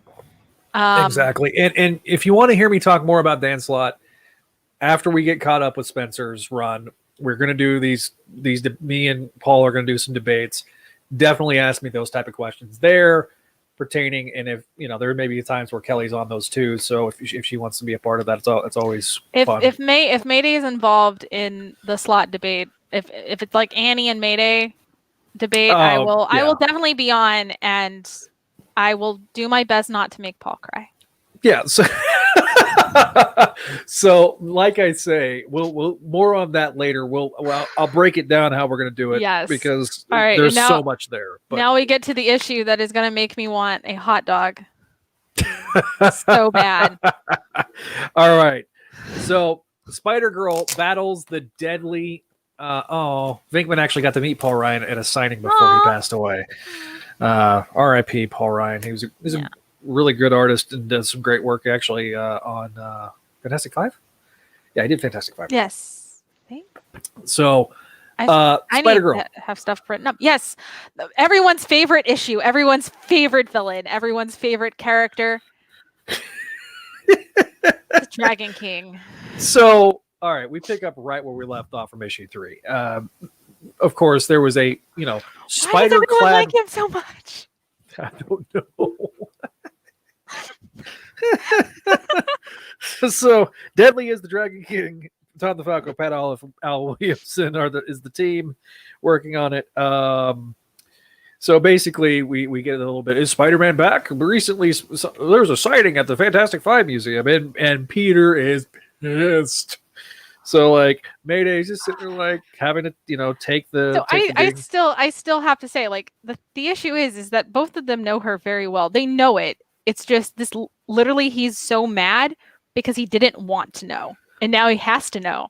So now he has to be angry, and he isn't coming off. I mean, it is definitely a Peter trait of I'm perfect. Peter's okay. Peter's and the thing is, this is very much in the vein of like early Ditko Peter Parker. Oh yeah, he's a hothead. He's a dude that he's like, he yells at her. He cost me my leg and almost my life. And so Mary Jane has to step in and play peacemaker. Well, he is worried. He is. I mean, this is also, again, like you said about the leg. Like, this is legitimately. Waylon's just reminding us about the leg. No. I mean, he lost a lot. I'm sure has severe trauma, physical and emotional trauma from everything else, and from quitting, and from having to all the mental gymnastics to actually quit and quit for real this time that he's had to do. It's really hard to then kind of undo all of that mental stigma, because this is literally like his worst nightmare. She's going to go off and die. That's all parents, I think, have that thought whenever their child is trying to be independent. At least, my dad does, and especially when you work in law enforcement and what you see every day and what you have to deal with every day. And he's the CSI guy, so he's at crime scenes every single day, especially in New York City. Especially murder, because that's normally where your CSIs are most looking at blood splatter and and gathering evidence. Like, it's normally when someone it's some serious stuff. Yeah. So it's you got to understand that mindset too with him like this. But it from May's perspective, it is very hypocritical, and I slightly agree. It is slightly hypocritical. Oh, absolutely. Like, absolutely. There was a better way to come after it, but also the beauty of actually having this whole thing is just these characters feel realistic because they are imperfect. Yeah, and so Mary Jane she's May thinks, oh, thank God Mom's being good cop. No, Mary Jane's not happy with her. She's mad. And she uses the IR word, the irresponsibility word. Ooh. And which that did go too far. Like MJ also went a little too far there. yeah, but at the same time, the whole thing was they expected May to talk to them and actually keep them in the loop. And this is and honestly, it's probably one of the first times that she hasn't talked to them about everything. She has been the golden child. She's been a straight A student. She's been always the good kid, the sports star, the good kid. This is the first time she's ever acted out as a teenager. And so, anyway, we cut to back to Midtown High, where once again it's Jimmy and Moose going at it again. So they just need to get a room. Yeah, basically, at this point, Moose shoves Jimmy into our protagonist, Mr. Hackmutter. Carlton T. Hackmutter, if you so cared. I don't know why, but I always saw Don Knotts playing Hackmutter. Okay, I mean, yeah, I can see it in the beginning. So, like, when you first read it, yes. However, I kind of get this, like, I don't know, like, who would play, but, like, it would just have to be, like, a super, like, just a grouch you just can't stand. Yeah. Maybe, Dwight from The Office. Yeah. That guy should be Hackmutter. So needless to say, Hackmutter, starts grumbling about juvenile delinquents and going down into the basement, and he's like the medallion, one of a kind piece I found all the way from ancient China. That's ominous. Anyway, we cut back to the library where also though, can we just state like how crappy this education board has to be to just kind of like not go check in the basement regularly. Like no one's reported him for having this really creepy dragon shrine there. Why isn't it at his house? Like, why is it at school? Why is it in the basement? Can we just, I have questions. Yeah. I do too. Sorry. Waylon threw a piece of cheese and it was supposed to hit the futon. And it went behind the futon, and so he had to move the futon physically to get to the piece of cheese. He likes cheese. So we cut back to. So if you heard like a just awful disturbance in the force that was behind me, that's what's happening. So needless to say, we cut back to the library. May's kind of lost in thought. She's really not. She's not there. And then of all people that have to show up, it's Coach Flash Thompson. Flash Thompson's. Is this his first like full-on appearance? No.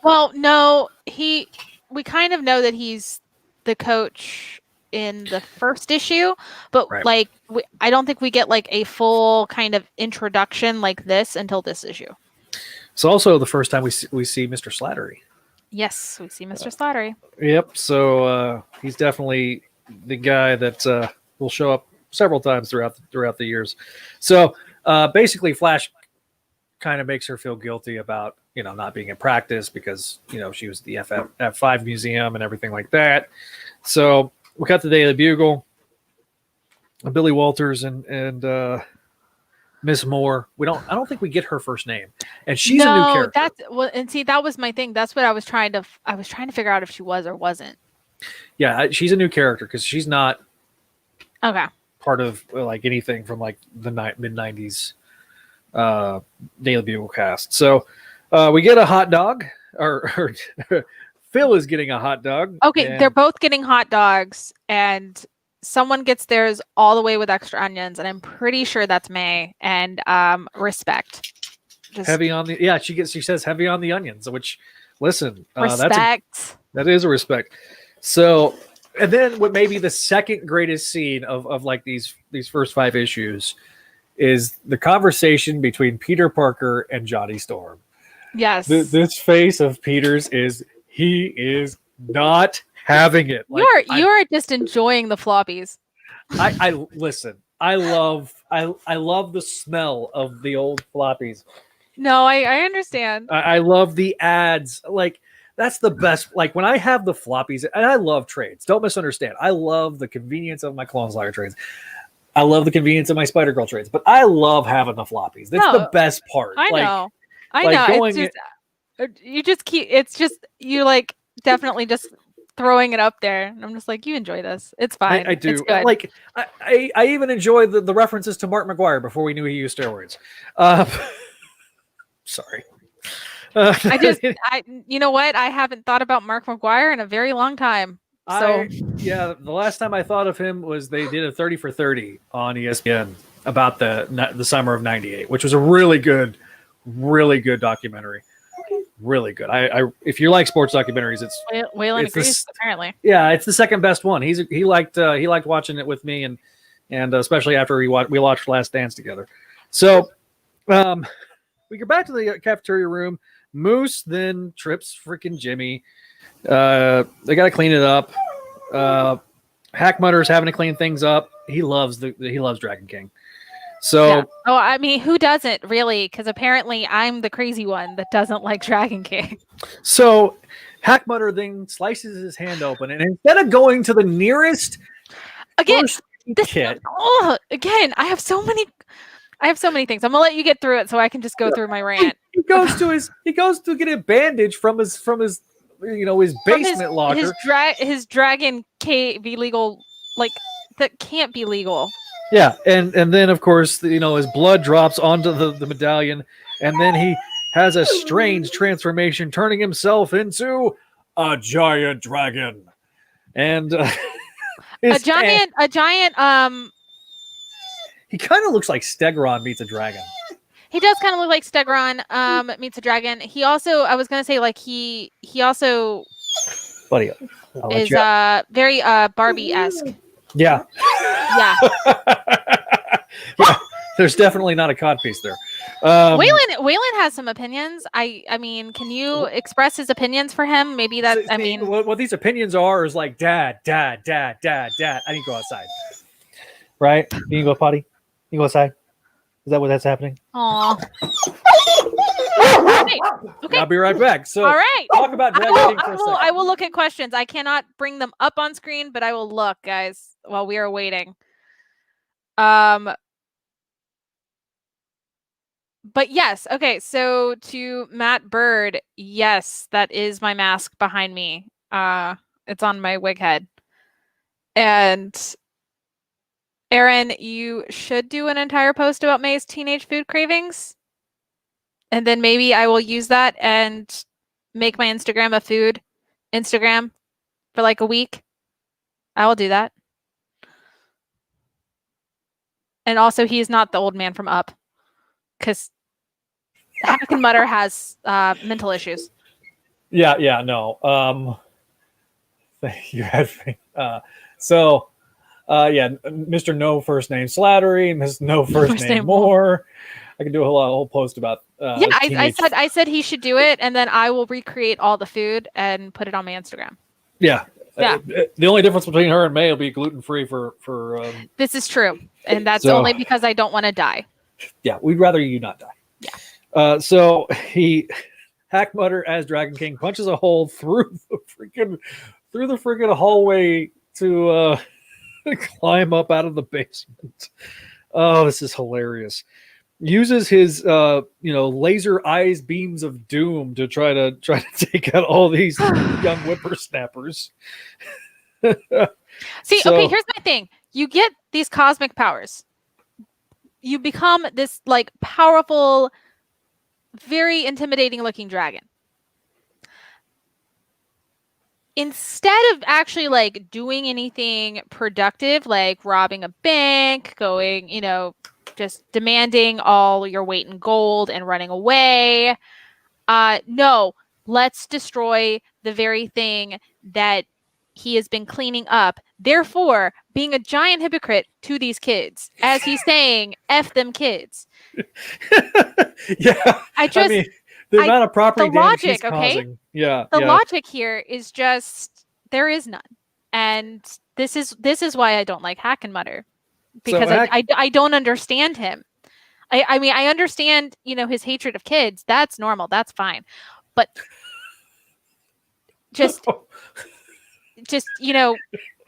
you could do so much more with. He could do so much more. He could definitely. So, needless to say, he then targets the science class where they're talking about Charles Darwin and the survival of the fittest.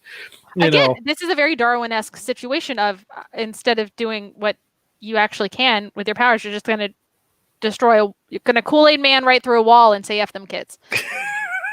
Oh, yeah, I'm a Dragon King. All right, so after Kool-Aid Manning through the wall, May is, gotten into the rafters, which I'm not gonna lie. If those are the drop fill ceilings, there's no way that supports her weight. I'm sorry, because I've had to be up in those little crawl space areas and it sucks. So I mean, what? She's supposed to weigh 120 ish pounds. So, but they don't support hardly any weight. That's true. They don't. Again, logic, cartoonish logic. Just how Moose was not hurt going through a very tiny locker. yeah. There is some suspension of disbelief with the MC2 so far, but So Mayday joins the fray, starts fighting around, and at one point there's this big giant piece of concrete wall, and of all people, who saves Jimmy? Moose. So, because Moose isn't a bad guy, he's just annoyed with Jimmy. Yeah. Which at this point, who wouldn't? So then, Mayday kind of starts, kind of running around and finds the hole from which he came, and jumps down, and she's like, "Well, can anybody spell obsessive?" And Hackmutter was just mad. He's like, "You'll leave it alone if you know what's good for you." So then, needless to say, he then leaps towards her. She jumps out of the way. He hits the main electrical box and knocks him out. So the authorities then eventually arrived. Jimmy's trying to thank Moose. Moose is like, "Forget it, Yama. I don't even like you anyway." And so they start speculating as to whether or not Spider-Girl's a student. Yep, I'm gonna go ahead and forewarn you. I have a quote in my notes, and I would like to say it. Sure. To when you get to the fighting, which is on the next page. So May then shows back up at the house, and she's like, "Where have you been?" And May's like, "School? Where do you think I've been?" And so she's like, "Have you heard?" And he's like, "You're darn right, I heard." And they get into a fight, and May shuts them down with this one amazing line, which is, "I had a responsibility to act, so I did. I don't want anyone to ever suffer because Spider-Girl failed to help when she should have." Which is the one thing that shuts Peter Parker up every time. And so Mayday's like, "Well, where do we go from here?" Next issue, an old enemy from her father's past returns, and Spider-Girl suddenly finds herself experiencing a touch of venom. Enough said. All right, but let's talk about this one. And then finally, we get the first letters page of Spider-Girl's history. So, yes. Wait, is there anybody we know on there? Let me read the names. See. Let us read the names. Scott Darley. David John Murrieta, Rachel E. Eckert, Jason Kunston, Kunston, Kunston, and then Jacob Gilbert. Okay. So I'm assuming the nuts, the KN is an N sound. So, but yeah. Then they do the hype section where they talk about Avengers Next 4, J2 number 4, and Spider-Girl number 5. Yes. All right. So I really enjoy this as much as I know I'm crazy and Hackmutter's not my favorite. But I really enjoy this just from the fact that with a lot of times when it got too hot for the fire, the drama was too much. Pete normally his answer was normally, "I'm gonna quit. I'm done." Mm-hmm. Versus May's just no. I'm gonna keep going. Whatever. this is kind of already showing that because she's already in hot water with her parents. She knows she shouldn't suit up, but again, she wasn't going to not act when she can.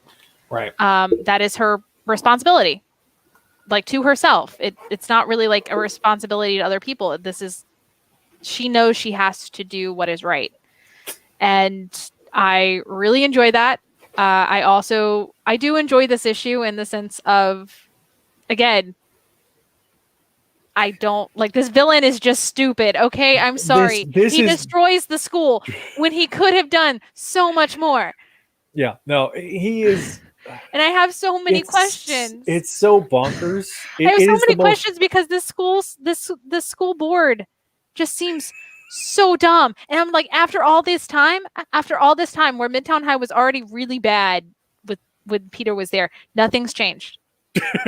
It's like we were good for 20 years, and then all of a sudden the Spider-Girl shows up. Yeah, no, this is the most bonkers issue of the 5 or the 6 we're covering tonight. It really is. It's really the weirdest kind of. It's very much. It's fun. It's fun, but it's also supposed to be in the mold of like the 50s monster. Yeah, no, I know. But there is something from issue 1 that I do want to point out, and it is a kind of based off of a line that Mayday says at the very end. There's the most profound distinction between Mayday and Peter. And I think this is a good time to bring this up. Peter becomes a hero because Uncle Ben died. Yes. May is a hero because her dad lived directly because of her actions. And whether that's saving Green Goblin, whether that's saving, her dad from being potentially hurt whenever he was being stalked by the Kingpin's goon. Her mission is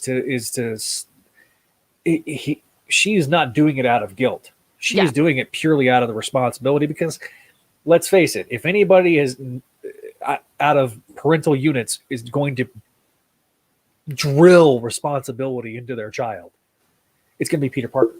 Mm-hmm. And so that's definitely a character trait again, it's responsibility for the common good. It's not responsibility, based on guilt and grief. Exactly.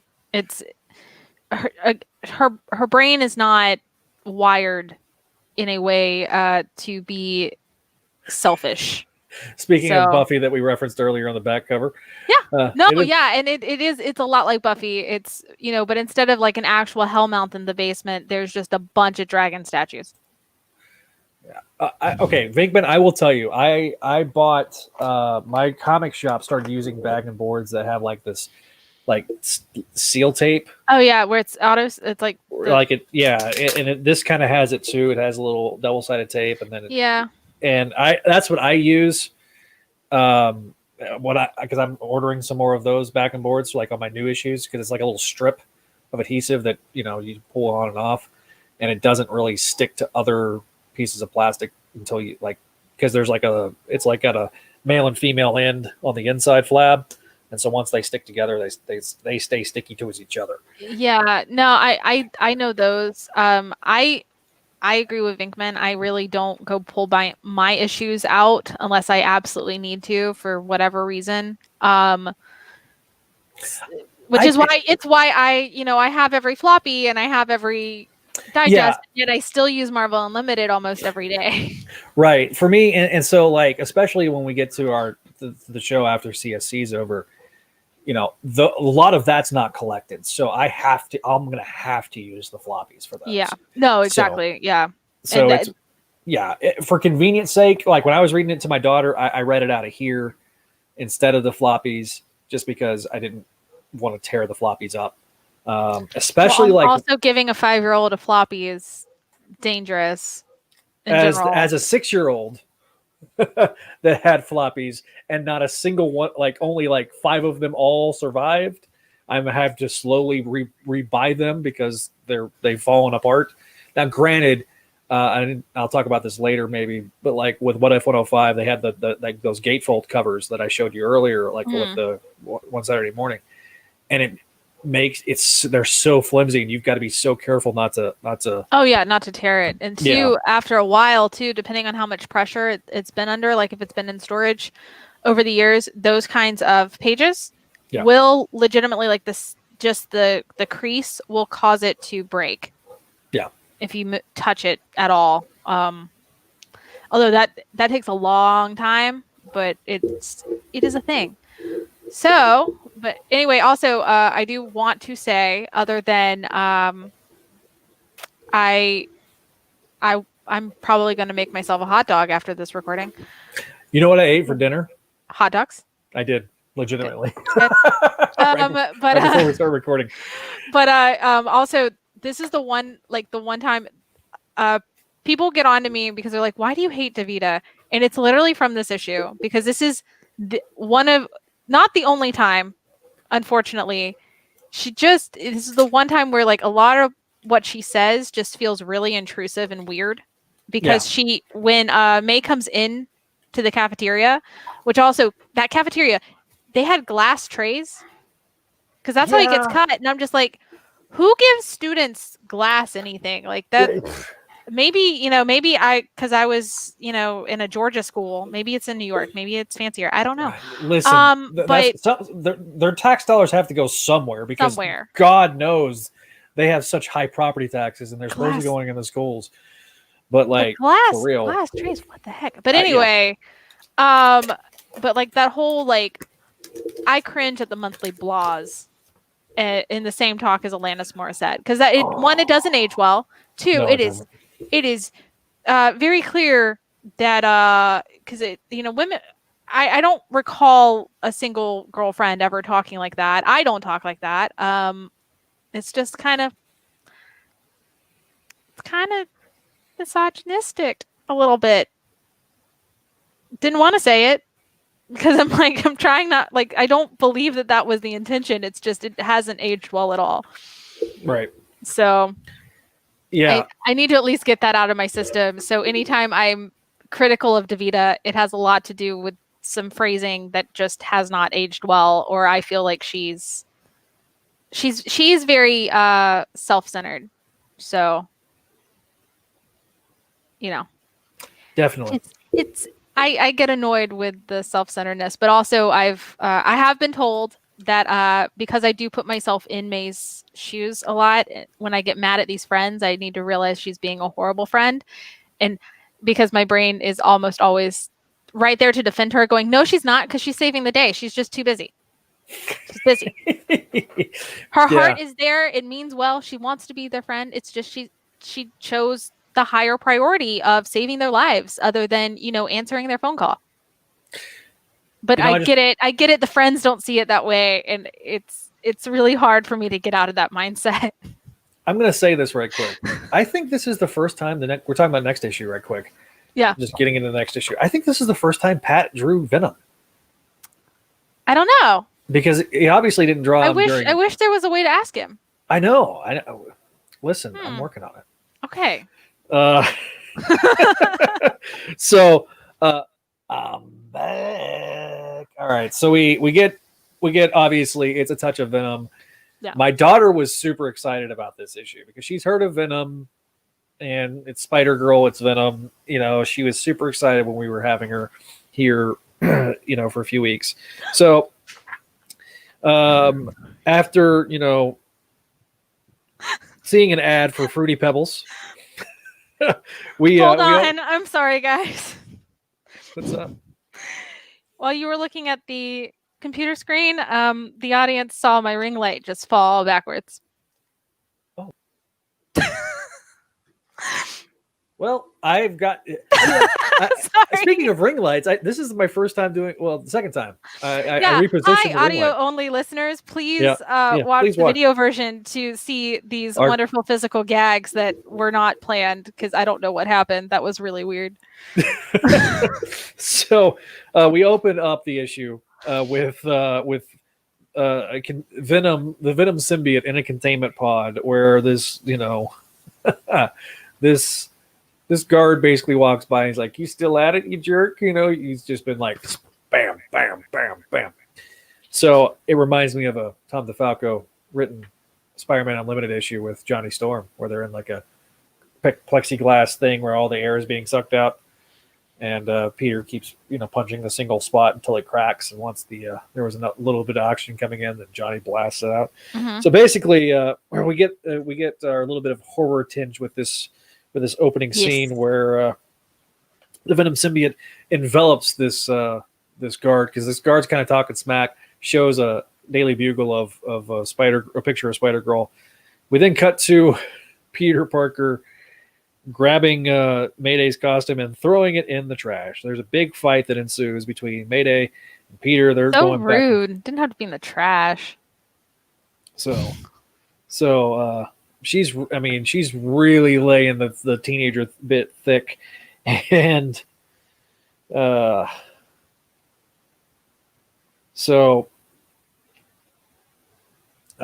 Mayday's like, I'm going to the basketball practice if that's not forbidden now too. And he's like, he's thinking, yeah, I just went full on dad mode. I'm feeling loose and slamming heat.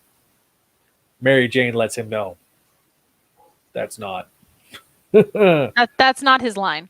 Yeah, I know that's not his line. I was making a no, I reference know to that. I'm saying line. That's what she's saying. That's not his line, so he needs to calm down. Yeah, they heard you in New Jersey, and so basically, Mary Jane chastises Peter because Mayday didn't even get a chance to talk about her feelings. So, needless to say, we kind of get Mayday kind of walking through. She becomes her own floating head of guilt, and we kind of get a bit of a recap of what's been happening and everything like that.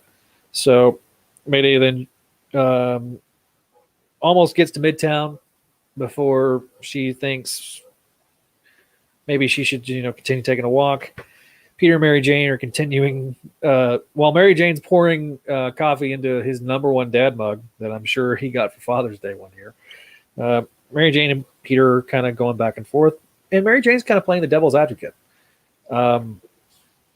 So Peter's like, I'm going to go meet with her after practice, go to practice and meet with her, and we'll grab a soda. We'll, do something. She didn't even go to practice.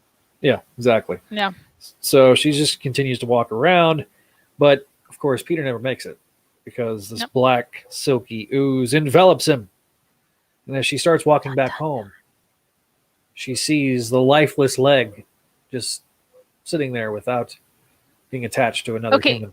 It's not a real leg, people. Because he said lifeless, so then you might think that, but it's a fake leg. Yeah. It's fake. And Gary says hi. Kelly. Hi. Hey. So, Gary and the Frozen. So, basically, May's spider sense goes off, and then she meets Spider Venom on a big giant splash page where we got Spider Venom with, which is it's a real cool suit. Not gonna lie. I'm surprised that they haven't done this more as a variant. This is a unique kind of design. So the thing with this issue is a lot of people really haven't heard of it, even though it's got its own library bound copy that is still available at that publisher. But no, a lot of people don't. Yeah, it's like $30 if you really want it. But the thing is it. I think it's more people don't really know about it. So unless they were doing something like the Venom verse, which I'm shocked that they really haven't done that, which they kind of have, but they didn't include him. So I don't know. It's weird, but he is there. It is a cool costume. If any Venom cosplayers want to cosplay this Venom, do it. Yeah, do it. Do it now. So, of course, it starts attacking May, and she's kind of really confused, and then all of a sudden it peels back and we get revealed that it is in fact that Daddy knows best. But also this is the one thing that literally trips May up, not just this issue, but every other time with Venom. This is the one thing that will trip her up, and I hate that. I hate knowing that that's a definite thing that she does panic slightly when she sees their heads. So, needless to say, Spider Venom takes off, and May just bolts home, and she's like, "Thank God you're all right. I need you to tell me everything you know about Venom." And Mary Jane, freaks out at first, and she's like, May's like, "Dude, I just need the backstory." You just please said Aunt May. Did I say Aunt May? Mary Jane. May asks Mary Jane, "Hey, I need the backstory, and I need it like yesterday." So she grabs her costume out of the trash. She changes into the suit, and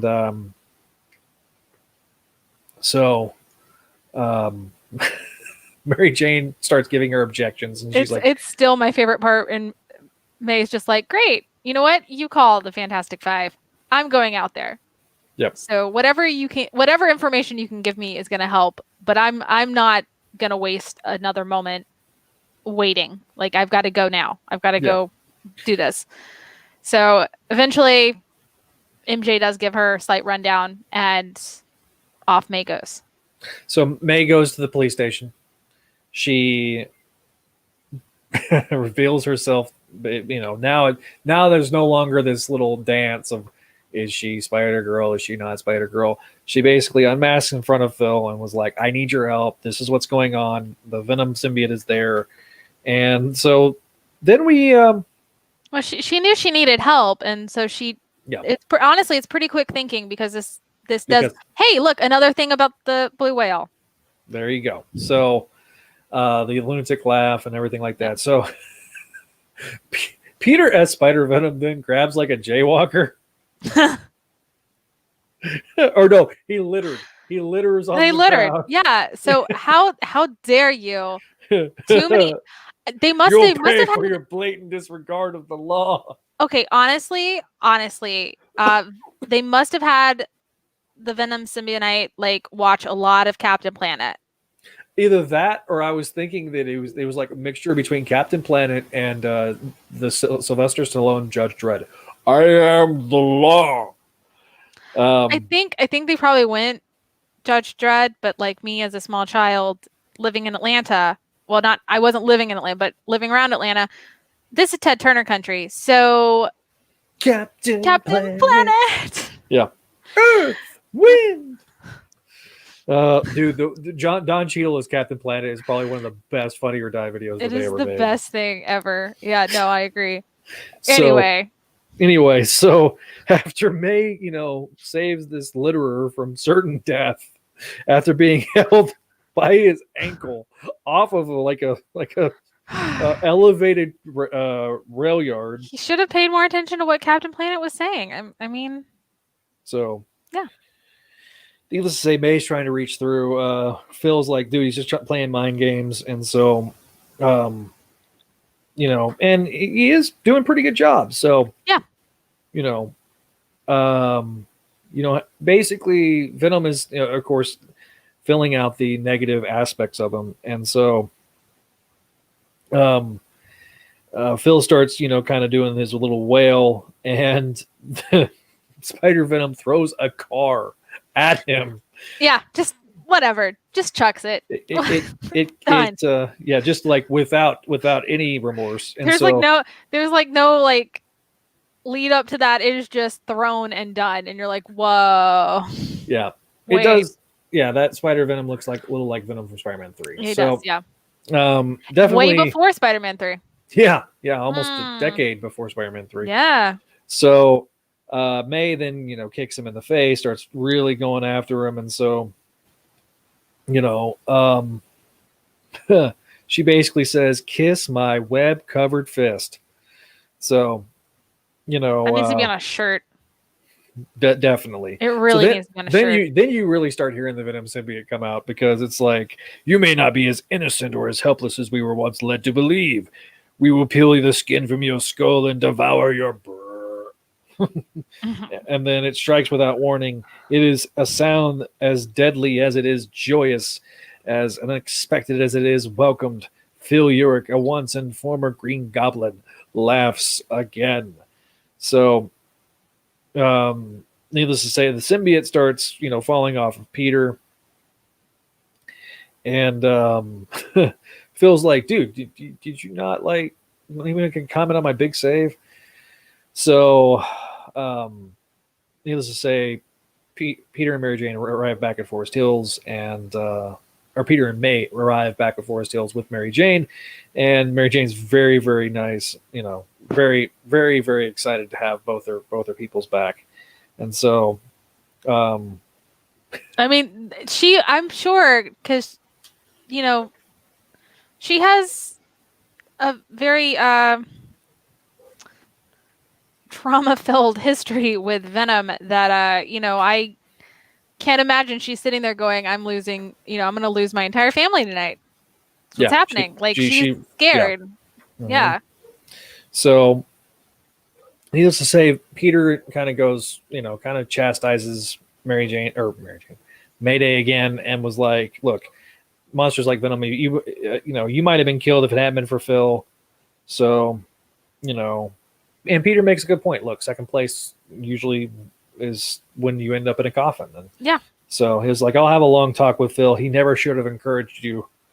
By the way, you do throw a mean punch. So then, and another one of these almost become patented, these first 6 issues, 9-panel grids where it's a conversation between two bros that they're avoiding talking about, you know, what they really feel like. And then Peter's like, oh, we're in complete agreement. Yeah. May is through being Spider-Girl. That's not what Phil heard. No, well, no, Phil heard it. He just didn't care. So let's be fair here. Meanwhile, back at Mount Athena, they whipped up and improved the plexi steel cage. They think it's like practically dead. You know, it seems like a terrible waste of money and manpower to watch over a helpless pile of goo. Next issue, Spider-Girl goes underground and an all-new costumed heroine starts making headlines. But is she really all she claims to be? Look out for Lady Hawk. Yes. So, and then after that page, you get to, subscribe to the X-Men for their 35th anniversary. Subscribe. Oh, okay. Yeah. So Kelly, for our last issue of the night. All right. So one, I love this issue. I think that this is like, if there is a classic issue to give for Spider-Girl, this would be it. You made it, buddy. Hey. Oh, good, sir. We talked about your issue at the very beginning of the episode. We did. There are 2 hours and 17 minutes, so I'm gonna try and get through this. Yeah, guys. But yeah, so I really love this issue. I feel like it's a very classic issue. It shows off May's strengths. It shows off Pete, MJ, like how their family dynamic really works. Yeah. I loved how Mary Jane, was strong enough to get past her own insecurities when it came to the Venom symbiote, and was like, okay, this is what it is. He's susceptible to fire and sonics. Well, first thing she does is go after. Well, no, because that's the main thing. Like she goes straight to Phil.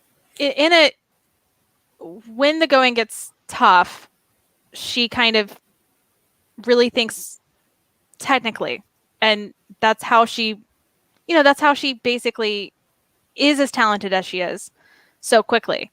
Is she really does think things through, and as much as she messes up and she does make mistakes, she's only been Spider-Girl for a few weeks. Yeah. So and she's already figured that out.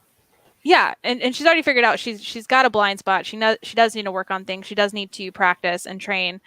So this is just this is a big turning point in that. Thanks to Phil's Arrested Development. Was misunderstanding too subtle? Yeah, no, that's true. Okay. They're supposed to be talking about what's bothering them, and they're like, we're good. Yeah, we're good. Yeah, no, Phil's Arrested Development throughout the next couple issues are kind of really hilarious. They're hilarious. They're hilarious and they're cringy, but they're like cringy because it's just. Yeah, no, it's Phil being Phil, and I think I enjoy these things because I enjoy the fact that like none of these characters are truly perfect. They all have flaws, and their flaws drive their motives. and stories, and that's what makes them good stories. So Absolutely. I'm excited. Like I'm so excited that we get to review them and reread them. And I'm glad you guys are here to listen to us rant and rave. Yeah, and have appearances by Waylon and get to read crazy comments, and I like doing these live. And this is what I told Kelly. Yeah. I really like doing this live because I'm gonna have to steer you in a little bit more. You're gonna have to until the end. You're gonna have to rein me in. You're gonna have to rein me in. At the end of us reviewing, I am totally cool with going crazy and answering everybody. Yes. So here's what I'm going to do. From now on, I'm just going to put the private chat on and not the comments, and be like, all right, unless there's like if I need to highlight a comment, you can just be like, highlight this comment. I'll be like, bam, all right, there. There we go. All right, there we go. So again, we're still feeling out. I mean, this is our second episode. Well, this is our first. Our third. Yeah, it's our third episode, but like we're not counting 0. Yeah, if we're not counting 0. Yeah. But this is also our first review episode, so we're trying to. Yeah. And it was because we're going to be doing more live shows. Yes. Not just this one. Experience. No, I mean, I enjoy doing it live. I hope our listeners like doing it live. And I hope our audio listeners enjoy the living aspect. Oh, here's an update. Yay. Speaking of, okay, drawings for your donors are penciled and should be going out in a couple weeks. That's awesome. That is awesome. Thank you. Thank you. Seriously, so much. You are such a gentleman and a scholar, and we sing your praises, and we need to stop because you're going to start getting a big head, is what you keep telling me. But you are the legendary Ron Frenz. So, by the way, I saw, as an aside, speaking of Venom and Ron Frenz, I watched, and I think it was on the Spider-Man 3 DVD.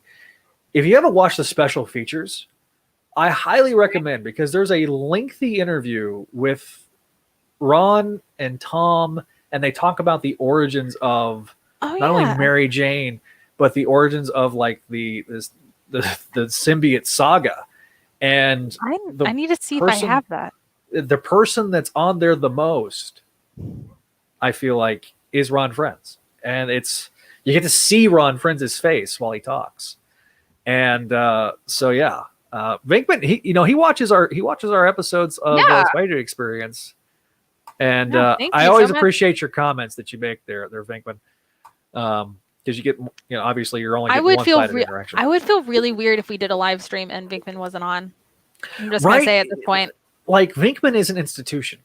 Mm-hmm. I mean, I thanked him for it last time, but I'm looking at my rogue right now, and that's 100. And he got you that variant cover. I know, like, thank you. He's just a swell guy. Oh my god. Thank you. Like, and now all is right with the force of Mayday. I have everything. Yeah. She has everything now. But yeah, no. So again, I'm so excited that we're getting into the reviews, and we're trying to continue to make this weekly. And we got now 2 weekly shows. We're going to have other shows that are going to be coming out. They're not going to be quite as weekly. No, that would be a lot on us. I do have a day job. Listen, if the network, at some point Zach will have a day job. So yeah. Well, and tomorrow I'm doing manual labor, so it's going to be fun. Yes, Oof. But it's fine. Hey, it's money. Yeah, it's Christmas. It's Christmas money or engagement ring money. But okay. Yeah. It's fine. All right. It's fine. Yeah. She didn't hear that yet. No, not at all. But no, and money that I can, spend on my daughter. So there you go. Absolutely. But again, we want to hear your interactions. What do you guys think? What do you guys think of our format and how we're doing things? Questions, also, comments, concerns. Yeah. I think we're still on Apple, so leave us a review and a rating. Yes. If you're listening to us on Apple, Spotify, and Google Podcasts, leave us reviews. I will be checking through those things, and definitely also, as we stated earlier, on YouTube, subscribe, hit the bell icon. We got 57 subscribers, and we're trying to get to 100. Like, that's our first goal, so we can change the URL. Yeah, because you can't change the URL until you reach 100. It's kind of like what I've learned recently on TikTok, that you got to hit 1,000 before you can do like a live stream Yeah. Yeah. It's like we gotta build those out. So as soon as look, we've with some minimal exposure, we've been able to get 57 subscribers. So the link is, if you go to our Twitter, it's definitely in the Twitter. It's in our bio of our Instagram, and I'll make sure that it's in the top part of our Facebook page. So definitely check us out there. And if you have YouTube Premium, you can, if you're an iPhone person, you can actually, you don't have to have the video up. You can actually just click off and it'll play the audio, but you got to pay for that. At least you could give me picture in picture since it's native on iOS now, YouTube. Nope. I'm not bitter. Okay. Well, I mean, look, YouTube's that is an entirely other discussion for another day about how their algorithms and all of their stuff is very weird. It is very odd. So we definitely are looking forward to continuing to grow. You guys, everybody that's on this live stream right now, thank you so much for everything you guys have done this year. What was the phone number at the bottom of the screen before? Voicemail. Well, that's the voicemail line. And I promise, Ron, if you call, I won't answer this time like you did the last time you tried to call the voicemail line. And we had a really pleasant conversation, but it was only heard by you and me. So I promise I won't answer this time. I have to tell that story. You do? Well, you do. Yeah. Because we no longer have the story right on the old show. On Spidey Dude anymore. So we should, sure. So Ron calls, and I have everything set up through Google Voice, and so I had my Google Voice set up to where it was, it would call forward. And I look down, and I have this phone number from Pennsylvania, from Philadelphia, or from Pittsburgh, because that's where Ron lives. And I'm like, Pittsburgh. I don't know anybody. I only know one person from Pittsburgh. So I answer, and it's Ron freaking Frenz trying to leave a voicemail on the voicemail line. I forgot I hit call forwarding on the app because I was trying to make it to where it wouldn't ring. It would just go straight to the voicemail so you could leave the voicemail. Was what I was trying to do. And I failed. And then I finally went in there and fixed it. So, yeah. So my former co-host was very upset that I got to have a conversation with Ron Frenz and he didn't. But, I own everything else.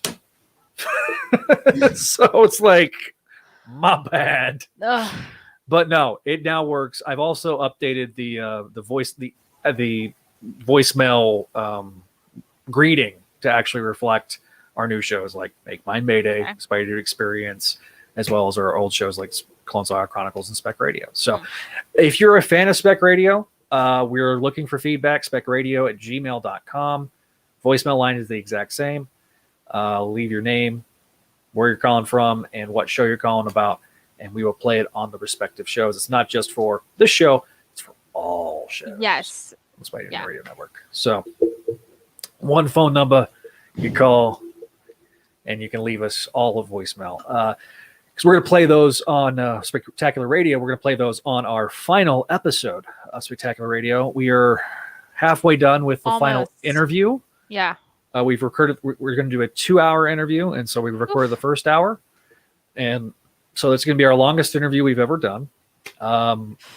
Greg is graciously giving us an hour of his time during work hours. I feel okay. You guys always just call him Greg. Greg Wiseman. There you Greg go. Wiseman. Greg Wiseman graciously gives his time to us, and usually it's like his lunch hour. But right now he's working from home, so he's literally going from his kitchen to his office,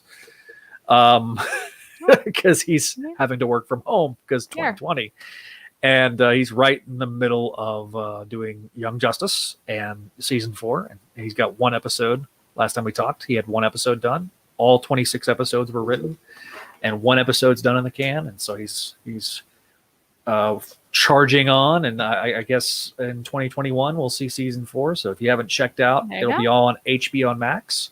No longer DC Universe. That's Still keep that app though, because our good friend Josh Bertoni is freelance and writer. today is his birthday. It is his birthday today. Happy birthday, Josh. Co-founder, really technically co-founder of the network, because he was the co-founder of Clone Saga Chronicles. So co-founder of the network, good, great guy. I've met him, broken bread with him. We met in almost 10 years. It'll be 10 years this summer since we last saw each other. But and I was hoping that I was going to get to go, but they are not opening up anything for press this year for San Diego 2021. Oh, yeah.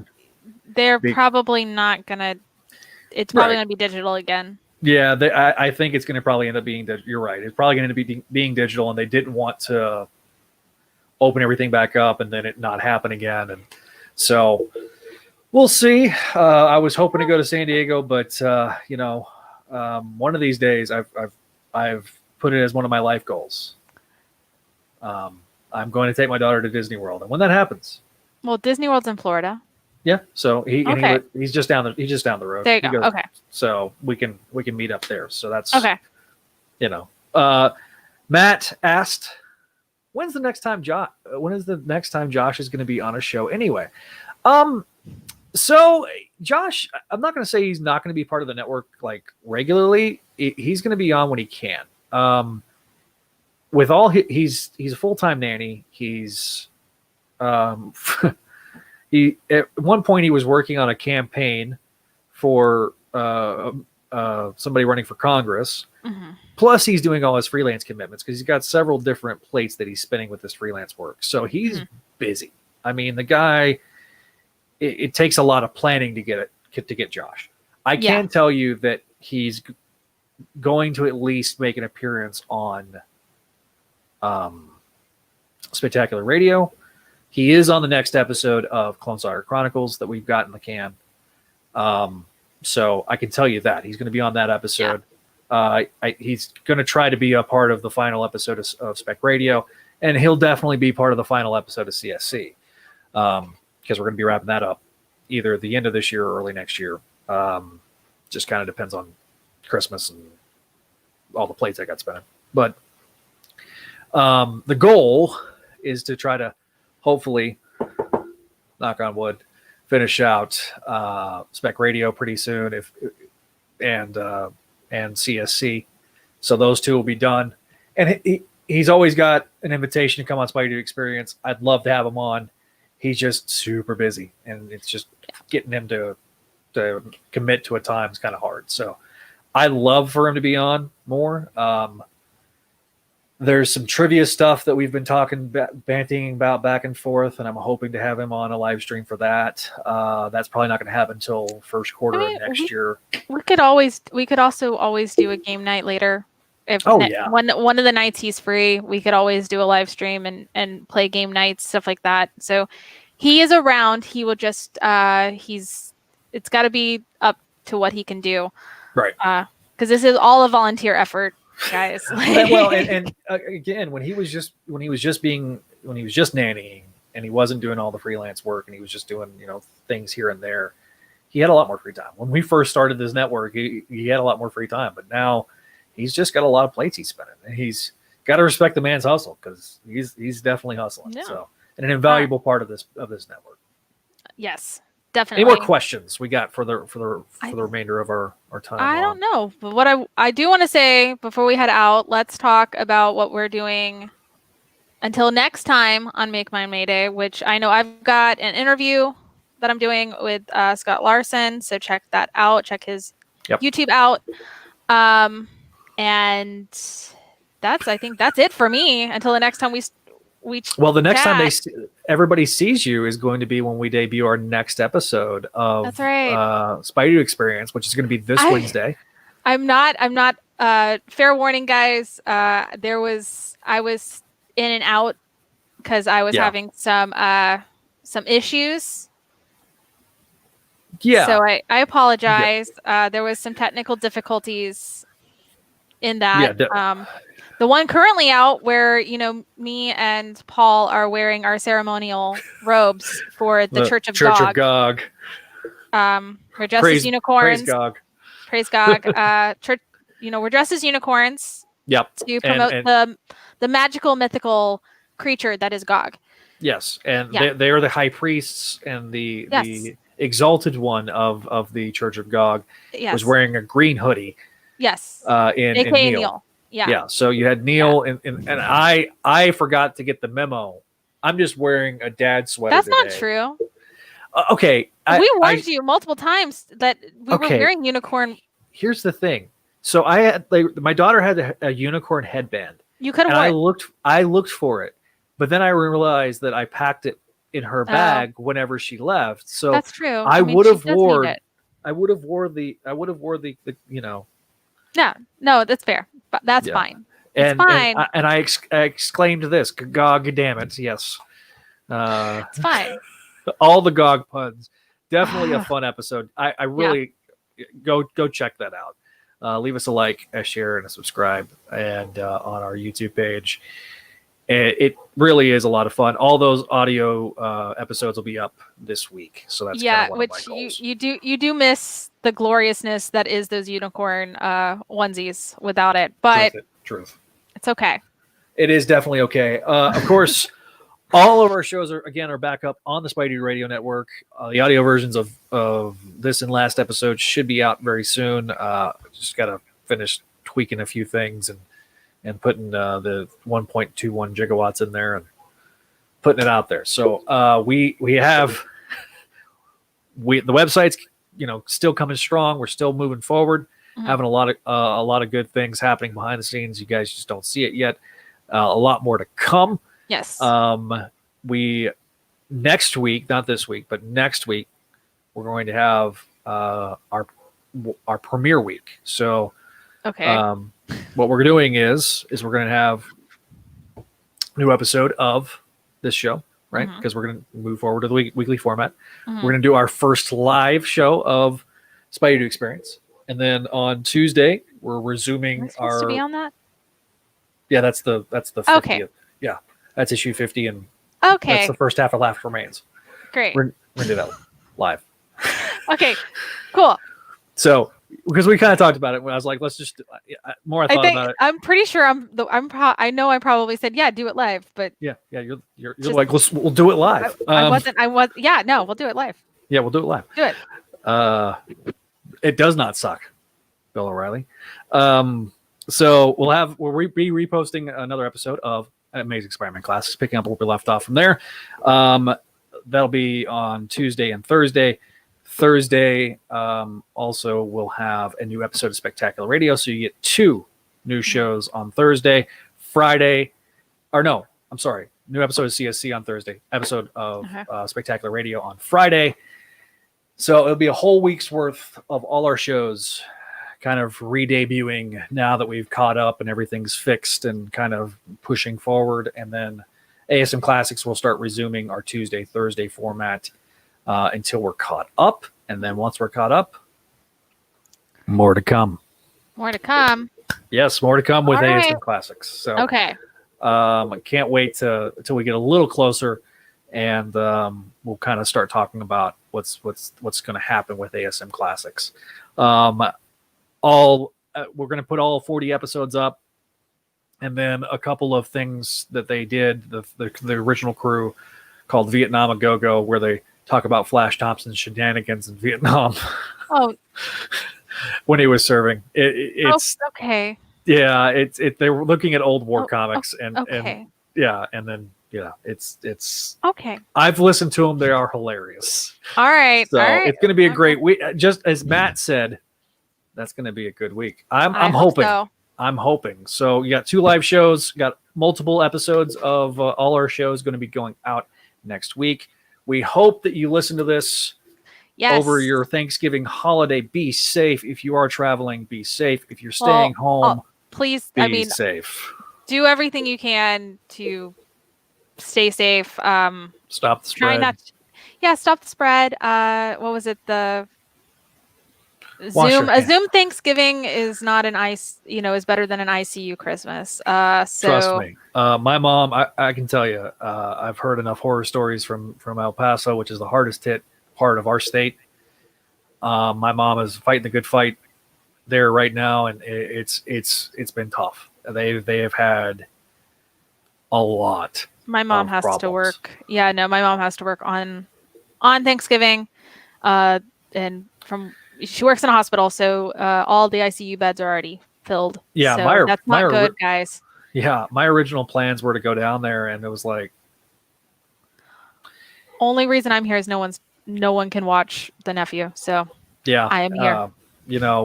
We're doing our best. The best part is that when she is there, her internet's far more consistent. You know what I mean? Like it's I don't. I swear, yeah. It's almost So, like I'm not getting into it. Yeah. You guys, if you listen to the next episode, which I hope is slightly edited so I don't have, don't feel too bad. But there was some heated moments. Yeah, so needless to say, we are definitely looking forward to the future. We're definitely looking forward to our premiere week next week. Eventually, we still got shows that we haven't debuted yet. We have not debuted Marvelous Women. No. And we have not debuted Near Death. Near Death? What's that about? Is that a new show? One of my original names was going to be for Forgotten Era, was actually going to be the Near Death of Spider-Man, because the original Life of Riley sequel was going to be called The Death of Spider-Man. Got you. Okay. And so in my head, I went there. But yeah, Forgotten Era is our new show, and it's probably not going to debut until after the first of the year. I'll probably record the pilot later on, probably in December sometime, and so that will be a monthly show. I'd love for it to be a weekly show, but I can't do 3 weekly shows. Just no. Now, granted, Spidey Experience won't be quite weekly. It'll be semi-weekly. I think once we're caught up. Now, for the months of November and December, and obviously we'll cover October and half of November next next Wednesday. Yeah, so there's a lot of issues that are going to be coming fast and furious, and so we'll be semi caught up at that point.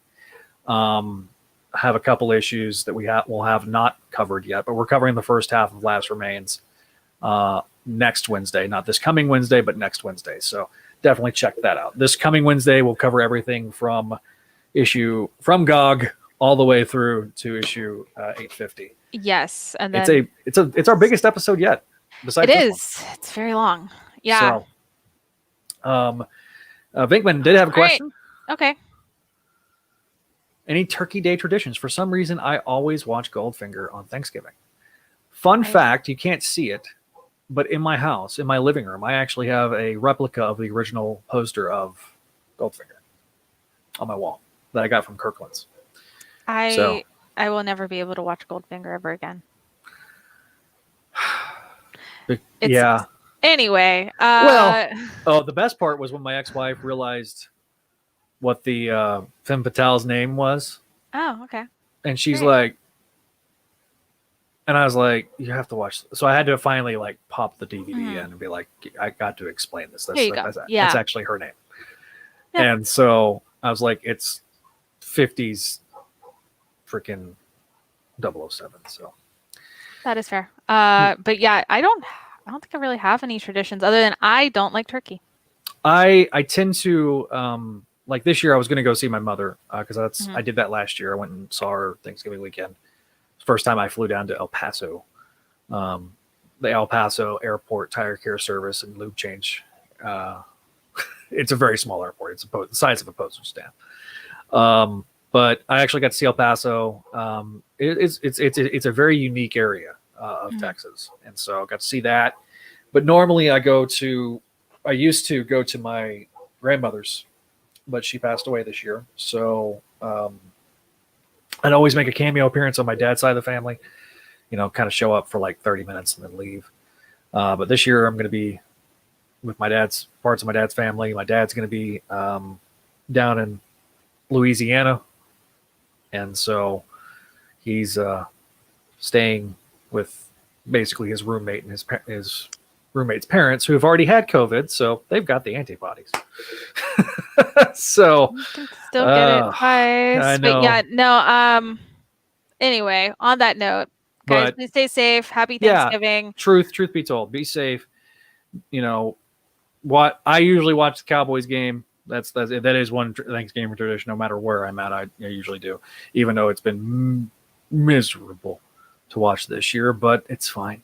It's fine. Maybe next year.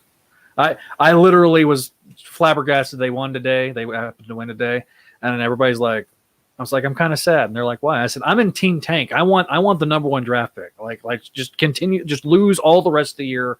Give me the number 1 draft pick. I'll be fine. I really like how like Mayday Mondays was all about wrestling references, and like I think this is the 2nd out of 3 episodes where we have just wound up speaking sports. I know. I'm sorry. No, I'm fine. But like the WNBA bit. Why are we doing this? Yeah, no, WNBA. You know, I mean, that was one of May's ambitions. So, and also, it's important because women's sports don't get the same recognition, and I will fight that. Oh, listen. Oh gosh. One of the things I lamented, and I'm excited for next year, is that the Olympics. You know, I always like watching the female swimmers and the female gymnasts and the male gymnasts too. Okay. It's impressive. No, it's impressive. Anybody in a tight costume? It's not what I was. That's not what I was meaning. Sure. I was meaning I like watching men swimming too, but like when especially Michael Phelps was there, it was like that man's not human. I swear he's Aquaman.